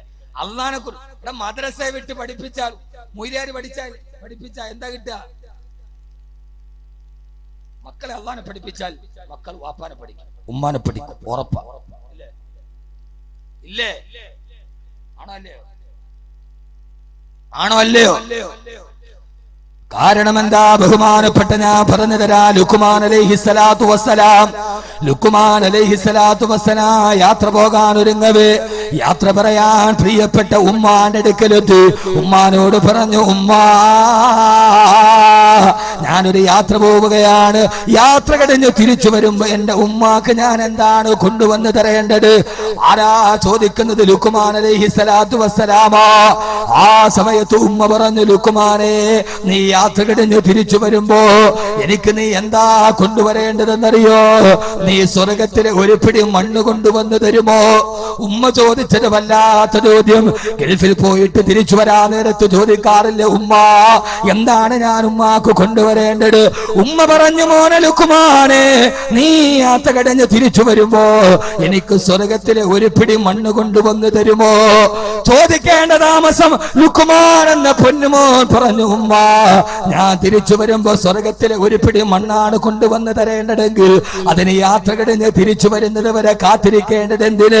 ഇപ്പോൾ തന്നെ തരാമുമ്മ എന്ന് പറഞ്ഞ് പൊന്നുമോൻ ലുക്മാൻ താഴേക്ക് കുനിഞ്ഞു. ഉമ്മാടെ കാൽപ്പാടത്തിന്റെ അടിയിൽ നിന്ന് ഒരു പിടി മണ്ണ് വാരിയെടുത്തിട്ട് പറഞ്ഞു, ഉമ്മ ഇതാ സ്വർഗത്തിലെ ഒരു പിടി മണ്ണ്, ഇതാ സ്വർഗത്തിലെ ഒരു പിടി മണ്ണ്. ലുക്മാനെ, മോനെ ലുക്മാനെ, ഇതാ ഉമ്മ സ്വർഗത്തിലെ ഒരു പിടി മണ്ണ്, സ്വർഗത്തിലെ ഒരു പിടി മണ്ണാണ് വേണ്ടതെങ്കിൽ അത് തിരിച്ചു വരുന്നത് വരെ കാത്തിരിക്കുന്നത് എന്തിന്? എന്റെ പ്രിയപ്പെട്ട ഉമ്മാന്റെ കാൽപ്പാടത്തിന്റെ അടിയിലാണ് ഞാൻ ചോദിക്കുന്ന സ്വർഗത്തിന്റെ മണ്ണെന്ന് തിരിച്ചറിഞ്ഞ മകന് ബഹുമാനപ്പെട്ട ലുക്മാൻ അലൈഹിസ്സലാത്തു വസ്സലാം. എങ്ങനെയാ സഹോദരങ്ങളെ ഇത് പഠിച്ചതെങ്ങനെയാ? വാപ്പയെ തിരിച്ചറിയാത്ത, ഉമ്മയെ തിരിച്ചറിയാത്ത 14 മക്കളെ പെറ്റ ഉമ്മയുടെയും കാൽപ്പാടത്തിൽ പുഴുവരിച്ചാൽ അതൊന്നെടുക്കാൻ മക്കള് തിരിഞ്ഞു നോക്കാത്ത ശപിക്കപ്പെട്ട ലോകത്തിന് പൊന്നു സഹോദരങ്ങള്, കഴിഞ്ഞ മാസം ഭീമാപ്പള്ളിയിൽ ഒരു ഉമ്മ പോയി. ആ ഉമ്മ കേരളാക പള്ളിക്കാരിയാ. ഉമ്മ മോനോട് പറഞ്ഞു, മോനെ, ഉമ്മാക്ക് കുറെ നാളായിട്ടൊരാഗ്രഹം ഭീമാപ്പള്ളിയിൽ പോകണം. ഒരു ദിവസം മകൻ ഗൾഫിൽ നിന്ന് വന്നു. ഉമ്മയോട് പറഞ്ഞു, ഉമ്മ റെഡിയായിക്കോ, ഭീമാപ്പള്ളിയിൽ പോകാം. ഉമ്മയ്ക്ക് വല്ലാത്ത സന്തോഷം. കാത്തിരുന്നടാണ്. പൊന്നുമോൻ കൊണ്ടുപോവുകയാണ്. കാറിൽ കയറ്റിക്കൊണ്ടുപോയി തിരുവനന്തപുരത്തെ ഭീമാപ്പള്ളിയിലെത്തി. ഉമ്മയോട് പറഞ്ഞു, ഉമ്മ കാറിയിരുന്ന് ആവശ്യം പോലെ ദുആ ചെയ്തു കൊള്ളുക. പാവപ്പെട്ട ഉമ്മ ഭീമാപ്പള്ളിയിൽ കയറി ആ പള്ളിക്കുള്ളിലിരുന്ന് ഉമ്മ പൊട്ടിക്കരഞ്ഞ് ദുആ ചെയ്തു, അല്ലാഹുവേ, എന്റെ പൊന്നുമോൻ ഗൾഫിൽ നിന്ന് രാവിലെ വന്നിടയുള്ളൂ. അവനോടൊരാഗ്രഹം പറഞ്ഞപ്പോ അവൻ എന്നെ കാറിൽ കയറ്റി കൊണ്ടുവന്ന പൊന്നുമോനാണ്. അവനൊരാപത്തും വരുത്തല്ലേ അല്ലാ. പൊന്നുമോന് വേണ്ടി പൊട്ടിക്കരഞ്ഞ് ദുആ ചെയ്ത് കണ്ണുനീരൊലിപ്പിച്ചു. ഉമ്മ കണ്ണു തുറന്നു നോക്കിയപ്പോ മോനെ കാണാനില്ല. പിന്നെ മോനെ എന്ന് വിളിച്ച് കരഞ്ഞു നടന്ന് കണ്ടില്ല. ആ പൊന്നുമോൻ ഉമ്മയെ ഭീമാപ്പള്ളിയിൽ ഉപേക്ഷിച്ചിട്ട് കരഞ്ഞു പോയത്രേ. നൊന്ത് പ്രസവിച്ച ഉമ്മയെ വലിച്ചെറിയാൻ പറ്റിയത് അള്ളാഹുവിന്റെ പള്ളിയിൽ പോയ മക്കളുടെ കാലഘട്ടത്തിലാണ്. എന്തിനാണ് പൊന്നുമക്കളെ, എന്തിനാണ് പ്രിയപ്പെട്ട മാതാപിതാക്കള് അള്ളാഹനെ അറിയാത്ത അറിവ് പഠിപ്പിച്ചപ്പോ, പടച്ചറപ്പിനെ തിരിച്ചറിയാത്ത അറിവ് പഠിപ്പിച്ചപ്പോ ഉമ്മയെ പോലും പള്ളിയിൽ വലിച്ചെറിയുന്നവർ. ഗുരുവായൂർ അമ്പലനടയിൽ കസവ് സാരി ഉടുത്ത ഒരമ്മ പോയത്രേ. 5 മക്കൾ കൊണ്ടുപോയി ഗുരുവായൂരപ്പന്റെ നടയിൽ മക്കൾക്ക് വേണ്ടി കണ്ണടച്ച് പ്രാർത്ഥിച്ചു. തുറന്നപ്പോ മക്കളെ കണ്ടില്ല. അമ്മയവർ ഗുരുവായൂരമ്പലത്തിൽ ഉപേക്ഷിച്ചുവത്രേ. ഈ ഉപേക്ഷയിൽ ജാതി മത വ്യത്യാസമില്ല. മാതാപിതാക്കൾ ഭാരമാകുമ്പോ, നൊന്ത് പ്രസവിച്ച ഉമ്മ ഭാരമാകുമ്പോ, കഷ്ടപ്പെട്ട് വളർത്തിയ വാപ്പയ്ക്ക് ഒരു നേരത്തെ വെള്ളം കൊടുക്കാൻ മക്കൾക്കില്ലാത്തപ്പോ ഉമ്മയുടെ കാൽപ്പാടത്തിന്റെ അടിയിൽ കുനിഞ്ഞിട്ട് ചാടി എഴുന്നേറ്റിട്ട് പറഞ്ഞു പത്ര, ഉമ്മ, സ്വർഗത്തിലെ ഒരു പിടി മണ്ണിതാണ് ഉമ്മ. പൊന്നുമോനെ, നീ ദുആ ചെയ്യുന്ന സ്വർഗം നിന്റെ ഉമ്മയുടെ കാൽപ്പാടത്തിന്റെ അടിയിലാ. കുട്ടിയെ, നിന്റെ വാപ്പയുടെ കവളൊട്ടിയത്, നിന്റെ വാപ്പയുടെ താടി നരച്ചത്, അത് നിന്നെ വളർത്താൻ കഷ്ടപ്പെട്ടിട്ടാണ്. നിന്നെ വളർത്താൻ കഷ്ടപ്പെട്ടിട്ടാണ്. നിന്റെ വാപ്പയുടെ കവളൊട്ടിയത്, നിന്റെ വാപ്പയ്ക്ക് ഇപ്പൊ കാൽമുട്ടെടുത്തിട്ട് നടക്കാൻ പറ്റാത്തത് വാപ്പ സുഖിച്ചിട്ടല്ല, വാപ്പ നിന്നെ വളർത്താൻ കഷ്ടപ്പെട്ടിട്ടാണ്. ആ വാപ്പ എവിടെ? ആ വാപ്പ എവിടെ? ആ വാപ്പ വയസ്സിനായപ്പോൾ നിനക്ക് ബുദ്ധിമുട്ടായി. വാപ്പ രോഗിയായി. വാപ്പ രോഗിയായത്, വാപ്പയുടെ കാല് നഷ്ടപ്പെട്ടത്, വാപ്പയ്ക്ക് നടുവിന് വേദന ഉണ്ടായത്, ആരോഗ്യ ദൃഢഗാത്രനായ ഉപ്പ, ആ ഉപ്പയുടെ തൊലി ചുക്കിച്ചുളിച്ചത് നിന്നെ വളർത്താൻ കഷ്ടപ്പെട്ടിട്ട്. ബെഞ്ചമിന്റെ ആടുജീവിതം എന്ന് പറയുന്ന നോവലുണ്ട്. അതിൽ ബെഞ്ചമിൻ എഴുതുന്നുണ്ട്, വാപ്പ നജീബ് ഗൾഫിൽ പോയി. അതിലെ കഥാപാത്രം നജീബാണ് ആടുജീവിതത്തിൽ. എല്ലാം വായിക്കണം. എന്റെ വായനയുടെ ലോകം വിശാലോ, സമയമില്ലെന്ന് മാത്രമേ. അവിടെ ആടിനെ മേച്ച് 5 വർഷം കഴിഞ്ഞപ്പോ ഷുഗറൊക്കെ പിടിച്ചു ഒട്ടിപ്പിടിച്ച ശരീരവുമായി നജീബ് വീട്ടിലെത്തി. പോയപ്പോ ഗർഭിണിയായിരുന്ന ഗർഭാശയത്തിലിരുന്ന മോൻ പ്രസവിച്ച് സുന്ദരനായി 5 വയസ്സായി മുറ്റത്ത് കളിക്കുക. 5 വർഷം മുമ്പ് ഗൾഫിൽ പോയ നജീബ് ശരീരം ഒട്ടി തിരിച്ചു വന്നപ്പോ വീടിന്റെ മുറ്റത്തെത്തിയപ്പോ കുട്ടി ഓടിപ്പോയി ഉമ്മയോട് പറഞ്ഞു, ഉമ്മ, ഒരു യാചകൻ ഭിക്ഷയ്ക്ക് വന്ന് നിൽപ്പുണ്ട് വീടിന്റെ മുറ്റത്ത്. കുട്ടി വാപ്പയാന്നറിഞ്ഞ.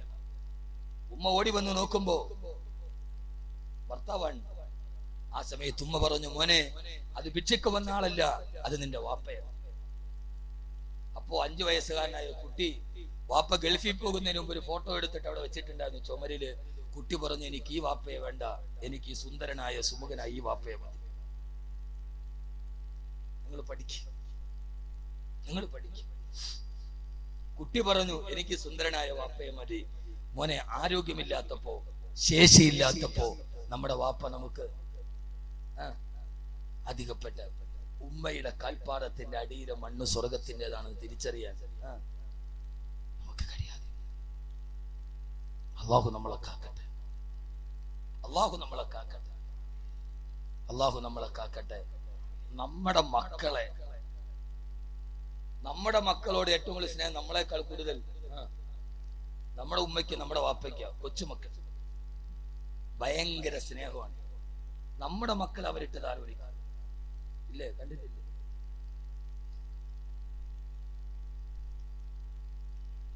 അള്ളാഹു നമ്മളെ നന്നാക്കി നന്നാക്കി തരട്ടെ.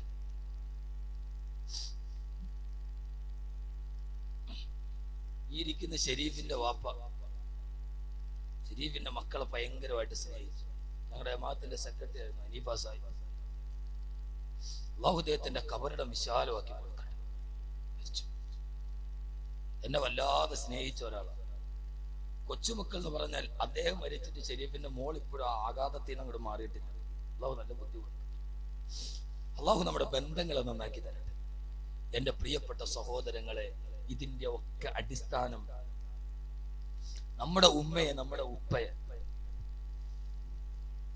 പിന്നെ ഞാൻ പ്രിയപ്പെട്ട ഉമ്മ എന്നൊരു കാസറ്റ് പ്രസംഗിച്ചിട്ടുണ്ട്. അത് കേട്ടിട്ട് ഉമ്മമാർക്ക് ഇച്ചിരി അഹങ്കാരവും കൂടിയിട്ടുണ്ട്. അവരുടെ ചിന്ത ഇപ്പോ ഞങ്ങൾ ഇങ്ങനെ സിംഹാസനത്തേക്ക് ഇരുന്നാൽ മതി, ബാക്കി എല്ലാവരും കാല് നക്കണമെന്നാണ്. പക്ഷെ ഒരു കാര്യം നിങ്ങൾ ഓർത്തുകൊള്ളു. ഞാൻ എന്റെ വിഷയത്തിന്റെ ഇതിന്റെ രണ്ടാമത്തെ ഭാഗം ഇൻഷാ അല്ലാഹ് എങ്ങനെ അള്ളാഹ്ക്ക് വേണ്ടി ജീവിക്കണം അത് ഒരു ദിവസം സുബഹിക്ക് മുമ്പ് മുതൽ കിടക്കുന്നത് വരെ അള്ളാഹുടെ പൊരുത്തത്തിന് നമ്മൾ എങ്ങനെ ജീവിക്കണം ഒരൊറ്റ ദിവസം ഇൻഷാ അല്ലാഹ് നാളെ പറഞ്ഞു. അള്ളാഹു തൗഫീഖ് നൽകട്ടെ. അതിനു മുമ്പ് വളരെ പ്രധാനപ്പെട്ട ഒരു ആയത്ത് അള്ളാഹു സുബ്ഹാനഹു വ തആല ഒരു കുടുംബത്തിന്റെ മുഴുവൻ ഐശ്വര്യവും സമാധാനവും സന്തോഷവും അള്ളാഹു വെച്ചിരിക്കുന്നത് 3 കാര്യത്തിലാണ്. എത്ര? അത് പറഞ്ഞ ഇൻഷാ അല്ലാഹ് നമ്മുടെ ഇന്നത്തെ വിഷയം പൂർത്തിയായി. അള്ളാഹു തൗഫീഖ് നൽകട്ടെ. 3 കാര്യം. അതെവിടെയാണ്? 1,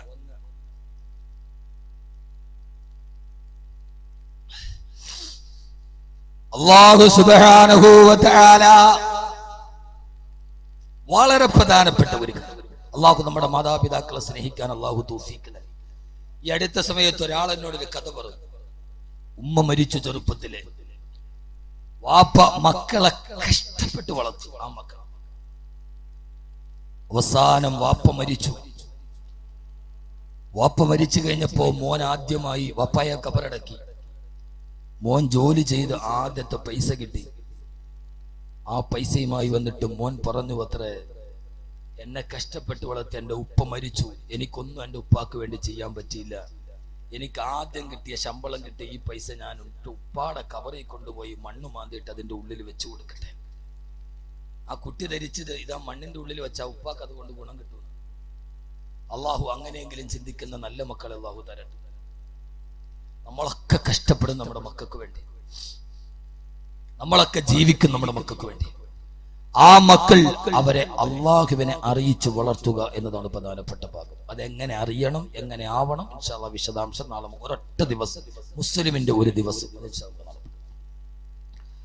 അല്ലാഹു സുബ്ഹാനഹു വ തആല പറയുകയാ.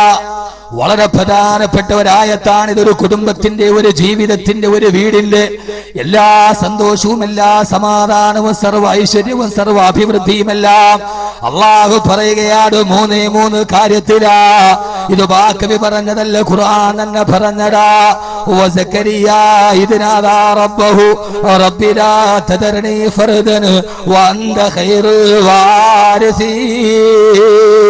ബഹുമാനപ്പെട്ട സക്കരിയ നബി അലൈഹിസ്സലാത്തു വസ്സലാമിന്റെ കുടുംബത്തെ കുറിച്ച് പറയുമ്പോ ആരാ സക്കരിയ നബിയുടെ മകനാരാ? ബഹുമാനപ്പെട്ട യഹ്യാ നബി അലൈഹിസ്സലാത്തു വസ്സലാം. ആരാ? പൊന്നുമോൻ യഹ്യ പോയി നിസ്കരിക്കാൻ കിടന്നാല് നിസ്കാരത്തിന്റെ സുജൂദിൽ കിടന്ന നരകത്തോത്തിട്ട് കരയുകയാ, പരലോകത്തോത്തിട്ട് കരയുകയാ. കരഞ്ഞ് കണ്ണുനീര് ചാലിട്ടൊടുകു. ആ കണ്ണുനീര് ഭൂമിയിൽ വീണിട്ട് ആ ഭൂമിയുടെ നനവിൽ നിന്ന് മുളച്ചു വന്നാൽ പോലും യഹ്യാ സുജൂദിൽ നിന്ന് കല ഉയർത്താറില്ല. ബഹുമാനപ്പെട്ട സക്കരിയ നബി പറഞ്ഞു, അല്ല കൊടുത്ത പൊന്നുമോന്റെ സ്വഭാവം എന്താ? പടച്ചറപ്പിനെ ഓർത്തോർത്തോത്ത് കരഞ്ഞ് സുജൂദിൽ കിടന്ന് പൊട്ടിക്കരഞ്ഞ് കണ്ണുനീരിന്റെ ഉള്ളിൽ നിന്ന് പുല്ലുകളെടുത്തു വന്നാലും തല ഉയർത്താത്ത പൊന്നുമോനാ. അത്രയും നല്ല മോനെ കൊടുക്കാൻ, ഏറ്റവും നല്ല സന്തോഷമുള്ള കുടുംബജീവനം കൊടുക്കാൻ 3 കാരണങ്ങളേ ഉള്ളൂ. പോരയിടത്തിലെ പള്ളിക്കല് പ്രിയപ്പെട്ട സഹോദരങ്ങള് ഇന്ന് തീരുമാനിക്കണം, ഈ 3 അടിസ്ഥാന ഗുണങ്ങൾ നമ്മുടെ വീട്ടിലുണ്ടാകണം. ഒന്നാമത്തെ അല്ലാഹ് പറയുകയാണ്, ഇന്നഹും കാനൂ യുസാരിഊന ഫിൽ ഖൈറാത്ത് വയദഊനനാ റഗബൻ വറഹബാ വകാനൂ ലനാ ഖാശഈൻ. ഈ പ്രസംഗത്തിന്റെ അവസാന ഭാഗം അല്ലാഹ് പറയുകയാ, ഏതെങ്കിലും ഒരു കുടുംബത്തിൽ സമാധാനം വേണോ, സന്തോഷം വേണോ? സക്കരിയാ നബിയുടെ കുടുംബത്തിൽ നല്ല മോൻ പറഞ്ഞത് എങ്ങനെയാ? നമ്മുടെ മക്കള് നല്ലവരാകണോ? ഒന്ന്, വയദഊനനാ റഗബൻ വറഹബാ. ഏത് പ്രയാസം വന്നാലും, ഏത് ദുഃഖം വന്നാലും, ഏത് സന്തോഷം വന്നാലും വയദഊനനാ, ആ കുടുംബത്തിലെ ഭാര്യയും ഭർത്താവും എന്നോട് ദുആ ചെയ്യുന്നവരാ, പടച്ച റബ്ബിന് വേണ്ടി ഇബാദത്ത് ചെയ്യുന്നവരാ. ഏതൊരു കുടുംബത്തിന്റെയും അടിസ്ഥാനപരമായ സമാധാനത്തിന്റെ അടിസ്ഥാനം ഇലാഹിനെ അറിയലാ, അല്ലാഹനെ അറിയലാ. വയദഊനനാ റഗബൻ വറഹബാ. ഏത് പ്രയാസം വന്നാലും അവരെന്നോട് പറയും, ഏത് സന്തോഷം വന്നാലും അവരെന്നോട് പറയും. അവരെന്നെ മറക്കാറില്ല. നമ്മുടെ വീട്ടിൽ അല്ലാഹനെ മറക്കരുത്. ഏത് പ്രയാസം വന്നാലും അല്ലാഹനോട് പറയണം. എന്റെ പ്രിയപ്പെട്ട പെങ്ങളെ അറിയുമല്ലോ, ബഹുമാനപ്പെട്ട സയ്യിദത്തുനാ ആയിഷ റളിയല്ലാഹു അൻഹയ്ക്കെതിരെ അപവാദം പറഞ്ഞു. ഏതുവരെ റസൂലുള്ളാഹി സ്വല്ലല്ലാഹു അലൈഹി വസല്ലമയുടെ സഹാബത്ത് പോലും അപവാദത്തിന് പങ്കെടുത്തു. അല്ലാഹുവിന്റെ റസൂൽ പോലും വിശ്വസിച്ചു പോയി. സഫ്വാൻ റളിയല്ലാഹു അൻഹുവിനെ ചേർത്ത് അപവാദം പറഞ്ഞപ്പോ അല്ലാഹുവിന്റെ റസൂൽ ഒരു ദിവസം പറഞ്ഞു, ആയിഷ നീ നിന്റെ വീട്ടിലേക്ക് പോയിക്കോ.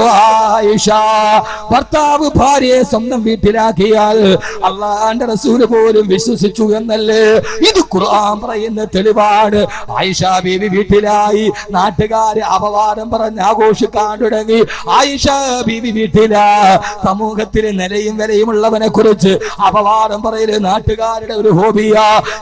സ്ഥലത്തും ആരെ കുറിച്ചെങ്കിലും അപവാദങ്ങൾ പറഞ്ഞുണ്ടാക്കുക അത് അല്ലാഹുവിന്റെ റസൂലിന്റെ കാലത്തുണ്ടായിട്ടുണ്ട്. സഹാബത്ത് പോലും പങ്കെടുത്തു പോയി. ആയിഷ ബീവി ദുഃഖിതയായിട്ടിരിക്കുകയാണ്. ഭർത്താവ് പോലും വിശ്വസിച്ചു പോയി. ഒരാൾ പോലും ഇല്ല, ഒരാൾ ആരംഭത്തിനില്ല. ഉപ്പാനോട് പറഞ്ഞു, ഉപ്പാ ഞാൻ തെറ്റ് ചെയ്തിട്ടില്ല ഉപ്പാ. അബൂബക്കർ റളിയല്ലാഹു അൻഹു പറഞ്ഞു, ആയിഷ നീ തെറ്റ് ചെയ്തു എന്ന് സാഹചര്യങ്ങളെ തെളിവാ. ഉമ്മാന്റെ അടുക്കൽ പോയി പറഞ്ഞു, ഉമ്മ ഉമ്മുറുമാനാണ് ഉമ്മ. ഉമ്മ ആരെന്തറിയോ? അല്ലാഹുവിന്റെ റസൂല് പറഞ്ഞ പെണ്ണാ. ആർക്കെങ്കിലും സ്വർഗത്തിലെ ഹൂറലീങ്ങളെ ദുനിയാവിൽ കാണണമെങ്കിൽ ഫല്യൻദുർ ഇലാ ഉമ്മി റൂമാൻ, അബൂബക്കറിന്റെ ഭാര്യയായ ഉമ്മു റൂമാന്റെ മുഖത്തേക്ക് നോക്കുക. സ്വർഗത്തിലെ ഹൂറി പെണ്ണെന്ന് അല്ലാഹുവിന്റെ റസൂല് വിശേഷിപ്പിച്ച പെണ്ണാ ആയിഷ ബീവിയുടെ ഉമ്മ. ഇല്ല ആയിഷ നീ തെറ്റുകാരിയാണെന്ന് ആയിഷ സാഹചര്യങ്ങൾ പറയുകയാ. ഉമ്മയില്ല, ഉപ്പയില്ല, ഒറ്റപ്പെട്ട ആയിഷ ബീവി റളിയല്ലാഹു അൻഹാ തന്റെ വീടിന്റെ ഉള്ളിൽ പൊട്ടിക്കരയുകയാ. ഒരിടത്തെ പെണ്ണേ, ജീവിതത്തിൽ എത്രയെത്ര സാഹചര്യങ്ങൾ വരാറുണ്ട്. ഏത് വീടാ? 10 മുഴം നീളമുള്ള 8 മുഴം വീതിയുള്ള ഒന്ന് ആരെങ്കിലും കടന്നുപോയാ തലകുനിച്ച് കയറി പോകുന്ന, ആകാശത്ത് മഴ പെയ്താലും മഴത്തുള്ളി മുഴുവനും പെയ്തുറങ്ങി താടോട്ടിറങ്ങുന്ന ഒരു ചെറ്റക്കുടിലിന്റെ ഉള്ളിലിരിക്കുകയാ. ഏതാണ്ട് 15 ദിവസത്തോളം പൊട്ടിക്കരയുകയാണ്. ഏറ്റവും വലിയ വിഷമമാണ്, പ്രയാസമാണ്. ആ സമയത്താണ് ആകാശത്ത് നിന്ന് ആയത്തിറങ്ങുന്നത്, തിരുദൂതരെ ഇന്നല്ലദീന ജാഊ ബിൽ ഇഫ്കി ഉസ്ബത്തും മിൻകും, അങ്ങയുടെ ഭാര്യ പരിശുദ്ധയാണ് നബിയേ. അല്ലാഹുവിന്റെ റസൂൽ വീട്ടിലേക്ക് ഓടി.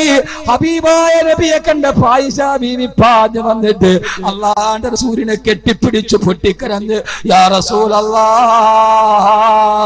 എനിക്ക് വേണ്ടി ആയത്തിറങ്ങിയോ നബിയേ.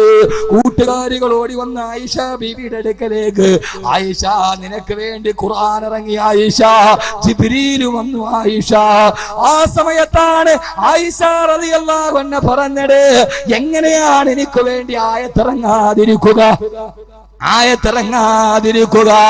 എനിക്ക് വേണ്ടി അപവാദം പറഞ്ഞ അന്നുമുതൽ ഇന്നത്തെ രാത്രി വരെ പാതിരാ സമയത്ത് ഉറങ്ങാതെ ഞാൻ പറഞ്ഞത് ഒരേ ഒരു വാക്ക് മാത്രമാണ്. ആയിഷ എന്ന പെണ്ണ് പറയുകയാ, എനിക്കെതിരെ അപവാദം തുടങ്ങിയ അന്നുമുതൽ ഇന്നേ വരെ പാതിരാത്രി ഒരൊറ്റ വാക്കേ ഞാൻ പറഞ്ഞിട്ടുള്ളൂ. ഹസ്ബുനല്ലാഹു നിഅമൽ വകീൽ നിഅമൽ മൗലാ വ നിഅമൻ നസീർ.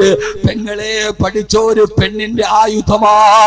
ആ സമയത്തും പാതിരാത്രിയിൽ എനിക്കെതിരെ കഥകൾ പറഞ്ഞിട്ട് നാട്ടുകാര് പൊട്ടിച്ചിരിക്കുമ്പോ, എന്റെ ചാരിത്രത്തെ അവര് ചോദ്യം ചെയ്യുമ്പോ, എന്റെ വീടിന്റെ ഉള്ളിലിരുന്നിട്ട് പാതിരാ സമയത്ത് ഉറക്കമളച്ചിട്ട് ഞാൻ പറഞ്ഞത് ഒരേ ഒരു വാക്കാ,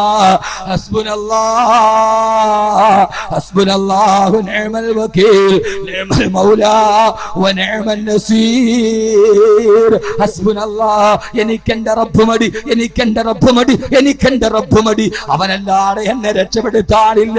ചെറ്റക്കൂരയിലിരുന്നിട്ട് പടച്ച റബ്ബിനെ കുറിച്ചോർത്ത ഒരു പെണ്ണിന്റെ പേരിലാണ് ആയത്തിറങ്ങിയെങ്കിൽ, എന്റെ പ്രിയപ്പെട്ട പെങ്ങള്, കോൺക്രീറ്റ് സൗദത്തിൽ നിന്ന് രാജകീയ നൗകയിലേറി പഞ്ചനക്ഷത്ര ഹോട്ടലുകളുടെ പിന്നാമ്പുറങ്ങളിൽ സുഖം തേടി അലയുന്ന അഭിനവലോക ഭൗതിക വിശ്വാസ സംസ്കാരത്തിന്റെ പുറകിലോട്ട് പോയ എന്റെ പ്രിയപ്പെട്ട മുസ്ലിം ഉമ്മ, എനിക്കെന്റെ റബ്ബ് മതി, എനിക്കെന്റെ റബ്ബ് മതി, എനിക്കെന്റെ റബ്ബ് മതി. ഹസ്ബുനല്ലാഹ് ഹസ്ബുനല്ലാഹ് ഹസ്ബുനല്ലാഹ്, എനിക്കെന്റെ റബ്ബ് മതി എന്ന് പറയുന്നവളെ പരാജയപ്പെടുത്താൻ അമേരിക്കയുടെ ജാരസന്താനമായ ഇസ്രയേലിന്റെ വിമാനവേദ പീരങ്കികളിന്റെ തോക്ക് തുപ്പുമ്പോ വെടിയുണ്ടകൾ തങ്ങളുടെ നെഞ്ചിന് വേറെ പാഞ്ഞു വരുമ്പോ, ആ പാഞ്ഞു വരുന്ന ലോകത്തിലെ മൂന്നാമത്തെ സായുധ ശക്തിയായ ഇസ്രയേലിന്റെ ടാങ്കുകളിൽ നിന്ന് പിരമിഡുകൾ പൈരങ്കികൾ പാഞ്ഞു വരുമ്പോ, നെഞ്ചും വിരിച്ചു നിന്നുകൊണ്ട് കരിങ്കല്ല് തിരിച്ചറിയുമ്പോ ഫലസ്തീനിലെ മക്കളും പറഞ്ഞത് ഒരേ ഒരു വാക്കാണ്, ഹസ്ബുനല്ലാഹ് ഹസ്ബുനല്ലാഹ്. ഞങ്ങൾക്ക് ഞങ്ങളുടെ റബ്ബ് മതി എന്ന് പറഞ്ഞ് മയ്യത്തും വഹിച്ചുകൊണ്ട് ബൈത്തുൽ മുഖദ്ദസിന്റെ മുമ്പിലൂടെ യാത്ര പോകുമ്പോ, മയ്യത്തിന്റെ മുകളിലേക്ക് ബോംബ് വന്ന് വീടുമ്പോ, ആ സമയത്തും ഉറക്കെ പറയുന്നിടഎന്താ, ഹസ്ബുനല്ലാഹ് ഹസ്ബുനല്ലാഹ് ഹസ്ബുനല്ലാഹ്. എനിക്കെന്റെ റബ്ബ് മതി, എനിക്കെന്റെ റബ്ബ് മതി. അതുകൊണ്ട് എന്റെ പ്രിയപ്പെട്ട സഹോദരിമാരോട്, ജീവിതത്തിലേത് പ്രതിസന്ധി വന്നാലും ഒരു പെണ്ണിന് കയ്യിൽ വെക്കുന്ന ഒരേ ഒരായുധമേടാ. നിന്നെ കുറിച്ച് ആളുകൾ കഥ പറയട്ടെ, നിന്റെ ഭർത്താവ് നിന്നെ വലിച്ചെറിയട്ടെ, ഏത് പ്രയാസമുണ്ടായാലും പെങ്ങളെ മുറുകെ പിടിക്കണം. നിസ്കാരപ്പാലിരുന്നിട്ട് രാത്രിയിൽ പറയണം, ഹസ്ബുനല്ലാഹ് ഹസ്ബുനല്ലാഹു നിഅമൽ വകീൽ നിഅമൽ മൗലാ വ നിഅമൻ നസീർ. എനിക്കെന്റെ റബ്ബ് മതി, എനിക്കെന്റെ റബ്ബ് മതി. ഒരു പുരുഷായുസ് മുഴുവനും ജയിലിന്റെ കാരിലും പടിക്കുള്ളിലിട്ടിട്ട് സവർണ ഫാസിസ്റ്റ് ഭരണകൂടം മുഴുവനും ജുഡീഷ്യറിയും ഡെമോക്രസിയും അടക്കമുള്ള സർവ്വ വലയുമായി കടന്നു വരുമ്പോൾ, ഒരു പുരുഷായുസ് മുഴുവനും ജയിലിൽ കിടന്ന് അവസാനം ജാമ്യത്തിന്റെ വെളിച്ചം കണ്ട് വെളിയിലിറങ്ങുമ്പോ അബ്ദുന്നാസർ പറഞ്ഞതും ഇത് തന്നെയാ, എനിക്ക് മന്ത്രിമാരെ പേടിയില്ല, എനിക്ക് കോടതിയിൽ വിശ്വാസമുണ്ട്. ഹസ്ബുനല്ലാഹ്, എനിക്കെന്റെ റബ്ബ് മതി. ഏത് സയനിസ്റ്റ് ഫാസിസ്റ്റുകൾ കൂടുകെട്ടിയാലും എനിക്കെന്റെ റബ്ബന്റെ കൂടെ ഉണ്ടെങ്കിൽ എന്റെ സൂഫിയാടെ കിടപ്പറയിൽ ഞാനെത്തുമെന്ന്, എന്റെ മക്കളുടെ മുമ്പിൽ ഞാനെത്തുമെന്ന് അബ്ദുന്നാസർ പറഞ്ഞതുപോലെ, പൊന്നു സഹോദരങ്ങളെ, ഏതൊരു കുടുംബത്തിന്റെയും ഐശ്വര്യത്തിന്റെ അടിസ്ഥാനം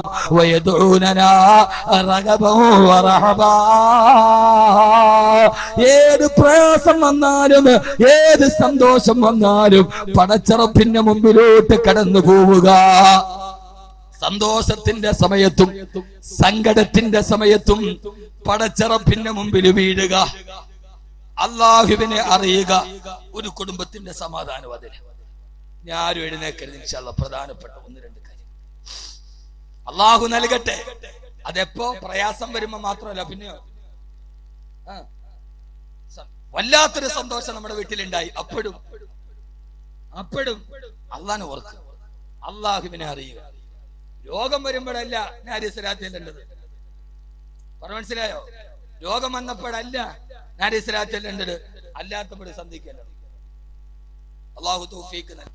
ഏറ്റവും വലിയ സന്തോഷം വരുമ്പോഴും ഭാര്യയും ഭർത്താവും അല്ലാഹനെ അറിയണം. വിവാഹത്തിന്റെ ആദ്യ രാത്രി പട്ടുമെത്തയിൽ ഭർത്താവ് കാത്തിരിക്കുമ്പോ ആ സമയത്ത് തന്റെ ജീവിതത്തിന്റെ ഏറ്റവും വലിയ സൗന്ദര്യത്തിന്റെ ഒരു ദിവ്യ മൗനാനുരാഗത്തിന്റെ സമഞ്ജസ മേഖലകളിലേക്ക് പോകാൻ പോവുകയാ. ഒരു പെണ്ണിന്റെ ഏറ്റവും വലിയ സന്തോഷത്തിൽ ആറാടുന്ന ദിവസമാ. ആ സമയത്തും ഭർത്താവ് നോക്കി നിന്നിട്ട് കാണുന്നില്ല. അവസാനം ഭാര്യയെ നോക്കി ചൊല്ലുമ്പോ മണിയറയുടെ മറുവാടക്കല് മുസല്ല വിരിച്ചിട്ട് പടച്ചറപ്പിന്റെ മുമ്പിൽ സുജൂദിൽ പൊട്ടിക്കരയാ. ആര്? നമുക്കിന്ന് കല്യാണത്തിന്റെ ആദ്യ രാത്രി പടക്കം പൊട്ടിക്കാനും ആവശ്യമില്ലാത്ത അനാവശ്യങ്ങൾ ഉണ്ടാക്കാനും ഇന്ന് വിവാഹച്ചന്തയിൽ മാത്സര്യ ബുദ്ധിയോടെ കോടികളെറിഞ്ഞ് പകിട കളിക്കുന്ന സമുദായത്തിന്റെ നടുവിൽ വിവാഹച്ചന്ത ഇൻഷാ അല്ലാഹ് അതിനൊക്കെ മാതൃകയായി കാരാളികോണം കാരക്കൽ മുസ്ലിം ജമാഅത്തിന്റെ കീഴിൽ ഇൻഷാ അല്ലാഹ് ഈ വരുന്ന 12-ാം തീയതി 7-ാം തീയതി മുതൽ 12-ാം തീയതി വരെ മതപ്രഭാഷണം നടക്കുക. 10-ാം തീയതി ഇൻഷാ അല്ലാഹ് എന്റെ പ്രിയ സുഹൃത്തിന് ഉഷാദ് ബാക്കവി, 11-ാം തീയതി ഇൻഷാ അല്ലാഹ് എന്റെ പ്രസംഗം ഉണ്ടാവും. 7-ാം തീയതി ഇൻഷാ അല്ലാഹ് നാളെ ഞാൻ കൃത്യം ഡേറ്റ് പറയാം. നമ്മളെല്ലാവരും കാത്തിരിക്കുന്ന ബഹുമാനപ്പെട്ട ജനാബ് അബ്ദുസ്സമദ് സമദാനി കാരാളികോണത്ത് പ്രസംഗിക്കുക. അള്ളാഹു തൗഫീഖ് നൽകട്ടെ. കൃത്യ ഡേറ്റ് ഞാൻ നാളെ പറഞ്ഞുതരാം. അവിടെ വെച്ച് ഒരു ഫോട്ടോ ഇല്ല, ഒരു പരസ്യമില്ല. കാരാളികോണം കാരക്കൽ മുസ്ലിം ജമാഅത്ത്, ആ ജമാഅത്തിലെ ഏറ്റവും നിർത്തനയായ പെൺകുട്ടിക്ക് 5 പവന്റെ സ്വർണവും അവർക്ക് ജീവിക്കാൻ ഒരു ഓട്ടോറിക്ഷയും, അവളുടെ വിവാഹം ഞങ്ങളുടെ ജമാഅത്തിന്റെ ആഡിറ്റോറിയത്തിൽ വെച്ച് എല്ലാവരും കൂടി നടത്തിക്കൊടുക്കാൻ തീരുമാനിച്ചിരിക്കും. ഓരോ ജമാഅത്തുകളും ഇത് മാതൃകയാക്കി. ആദ്യമായി പ്രദേശത്ത് ഉളുഹിയ സംഘടിതമായി നടപ്പാക്കിയ ജമാഅത്താണ് കാരാളികോണം ജമാഅത്ത്. പിന്നീട് എല്ലായിടത്തും മാതൃകയായി. ഇൻഷാ അല്ലാഹ് അതിലേക്ക് നിങ്ങളെല്ലാവരെയും ഞാൻ ക്ഷണിക്കുകയാണ്. അള്ളാഹു സ്വീകരിക്കുമാറാകട്ടെ. നാളെ അതിന്റെ കൃത്യ പ്രോഗ്രാം ഇൻഷാ അല്ലാഹ് നാളെ ഞാൻ പറഞ്ഞുതരാം. ജമാഅത്തിന്റെ പ്രസിഡന്റ് ഉണ്ട്, മെമ്പർമാര്, സെക്രട്ടറി ഒക്കെ ഇവിടെ ഉണ്ട്. ഔദ്യോഗികമായി നിങ്ങളെ ഞാൻ ക്ഷണിക്കുകയാണ്. 7-ാം തീയതി മുതൽ 11-ാം തീയതി വരെ. അള്ളാഹു സ്വീകരിക്കുമാറാകട്ടെ. സമദാനി ഇൻഷാ അല്ലാഹ് വരുന്നുണ്ട്, വരാൻ എന്നോട് സമ്മതിച്ചിട്ടുണ്ട്. വിവാഹം എന്നത് ഏറ്റവും വലിയ നമ്മുടെ മക്കളുടെ വിവാഹം നടത്തുമ്പോ എന്റെ പ്രിയപ്പെട്ട സഹോദരങ്ങളെ, ആ വിവാഹത്തിന്റെ ആദ്യ രാത്രിയിൽ മുസല്ലയിൽ ഇരുന്നിട്ട് പൊട്ടിക്കരയാണ് ഫാത്തിമ റളിയല്ലാഹു അൻഹാ. അലി റളിയല്ലാഹു അൻഹു ചോദിച്ചു, ഫാത്തിമ, മണിയറയിൽ നിന്നെ ഞാൻ കാത്തിരിക്കുമ്പോ ആ സമയത്ത് നീ എന്തേ പള്ളിയുടെ മുമ്പിൽ പോകുന്നത് പോലെ ഇങ്ങനെ നിസ്കരിക്കുന്നത് എന്തേ ഫാത്തിമ? കരയുന്നത് എന്തേ ഫാത്തിമ?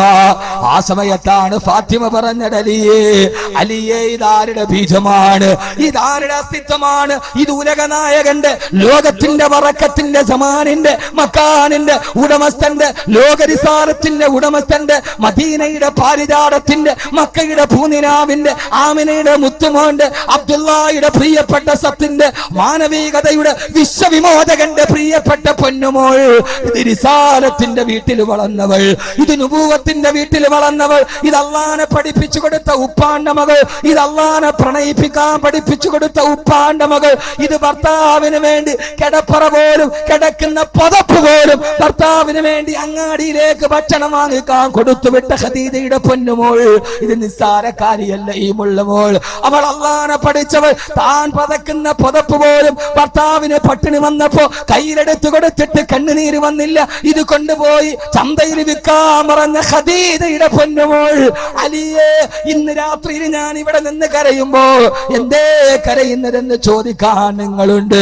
നാളെ ഫാത്തിമ പോകും 6 അടി മണ്ണിലേക്ക്, മണ്ണിട്ട് മൂടും, എല്ലാവരും പിരിഞ്ഞു പോകും, പള്ളിയിൽ മഗ്‌രിബിന്റെ ബാങ്ക് വിളിക്കും. അന്ന് ഫാത്തിമയുടെ ആദ്യ രാത്രി, ഖബറിലെ ആദ്യ രാത്രി, മണ്ണിട്ട് മൂടിയ രാത്രി, റഖീബും മൻകറും നകീറും വരുന്ന രാത്രി. ആ രാത്രി എന്നെ സഹായിക്കാൻ ആരുണ്ടല്ലേ? എന്നോട് കരയുന്നത് എന്തെന്ന് ചോദിക്കാൻ സബാനിയാക്കളായ മലക്കുകളുടെ ദണ്ഡിന്റെ അടിയേറ്റ് ഫാത്തിമ പടയുമ്പോ എന്തേ ഫാത്തിമ കരയുന്നെന്ന് ചോദിക്കാൻ അലിയേ നിങ്ങൾ പോലും അവിടെ ഉണ്ടാവില്ലല്ലോ. ഖബറിനെ ആദ്യ രാത്രി ഒത്തിട്ട് ഞാൻ കരയുകയാണ്, പടച്ച റബ്ബിനെ ഒത്തിട്ട് കരയുകയാണ്, എന്റെ റബ്ബിനെ ഒത്തിട്ട് കരയുകയാണ് ഞാനെന്ന് മറുപടി പറയവേ ഫാത്തിമ ഫാത്തിമ ഫാത്തിമ മറുപടി വീണ്ടും വന്ന് അലിയാരുടെ ആരാണ് അലിയെ? അബൂ താലിബിന്റെ മകൻ, ആ ചില്ലറക്കാരനല്ല, മദീനയുടെ നായകന്റെ കൂട്ടുകാരൻ, ആദ്യമായി റിസാലത്തിന്റെ വെളിച്ചത്തിലോട്ട് കുട്ടികളിൽ നിന്ന് നടന്നു വന്നവന്, ഖൈബറിന്റെ പടക്കളത്തിൽ അല്ലാഹുവിന്റെ ദീനിന് വേണ്ടി പോര് നയിച്ചവൻ, ഞാനാണെന്ന് പറഞ്ഞവൻ, ഞാൻ മുറക്കിവിന്റെ തലയെടുക്കുമെന്ന് പറഞ്ഞ അലിയാർ തങ്ങൾ അത് നിസ്സാരക്കാരനല്ല, ലോകനായകന്റെ മരുമകനാണ്. ഫാത്തിമ ഒന്നുകൂടി മുസല്ല നിവർത്തിയിട്, മണിയറയിൽ മുസല്ല നിവർത്തി, ഞാനും കൂടി നിന്റെ ഓരത്ത് നിൽക്കട്ടെയോ. പാതിരാ സമയത്തും മണിയറയിൽ ഒരു മുസല്ലയുണ്ടായി. തറക്കാ ഫിറാശഹുമാ വഖാമാ ഫിദ്ദുജാ യതലല്ലലാനി ബിതാഅത്തിർ റഹ്മാനി ഉമ്മാഖിറുൽ ഖുറാ അലാ ദുനിയാ വമാ ഫീഹാ മിനൽ ഐശിൽ യസീരിൽ ഫാനി. അന്നത്തെ രാത്രി രണ്ടുപേര് ആ മണിയറയിൽ നിസ്കരിച്ചു പൊട്ടിക്കരഞ്ഞു.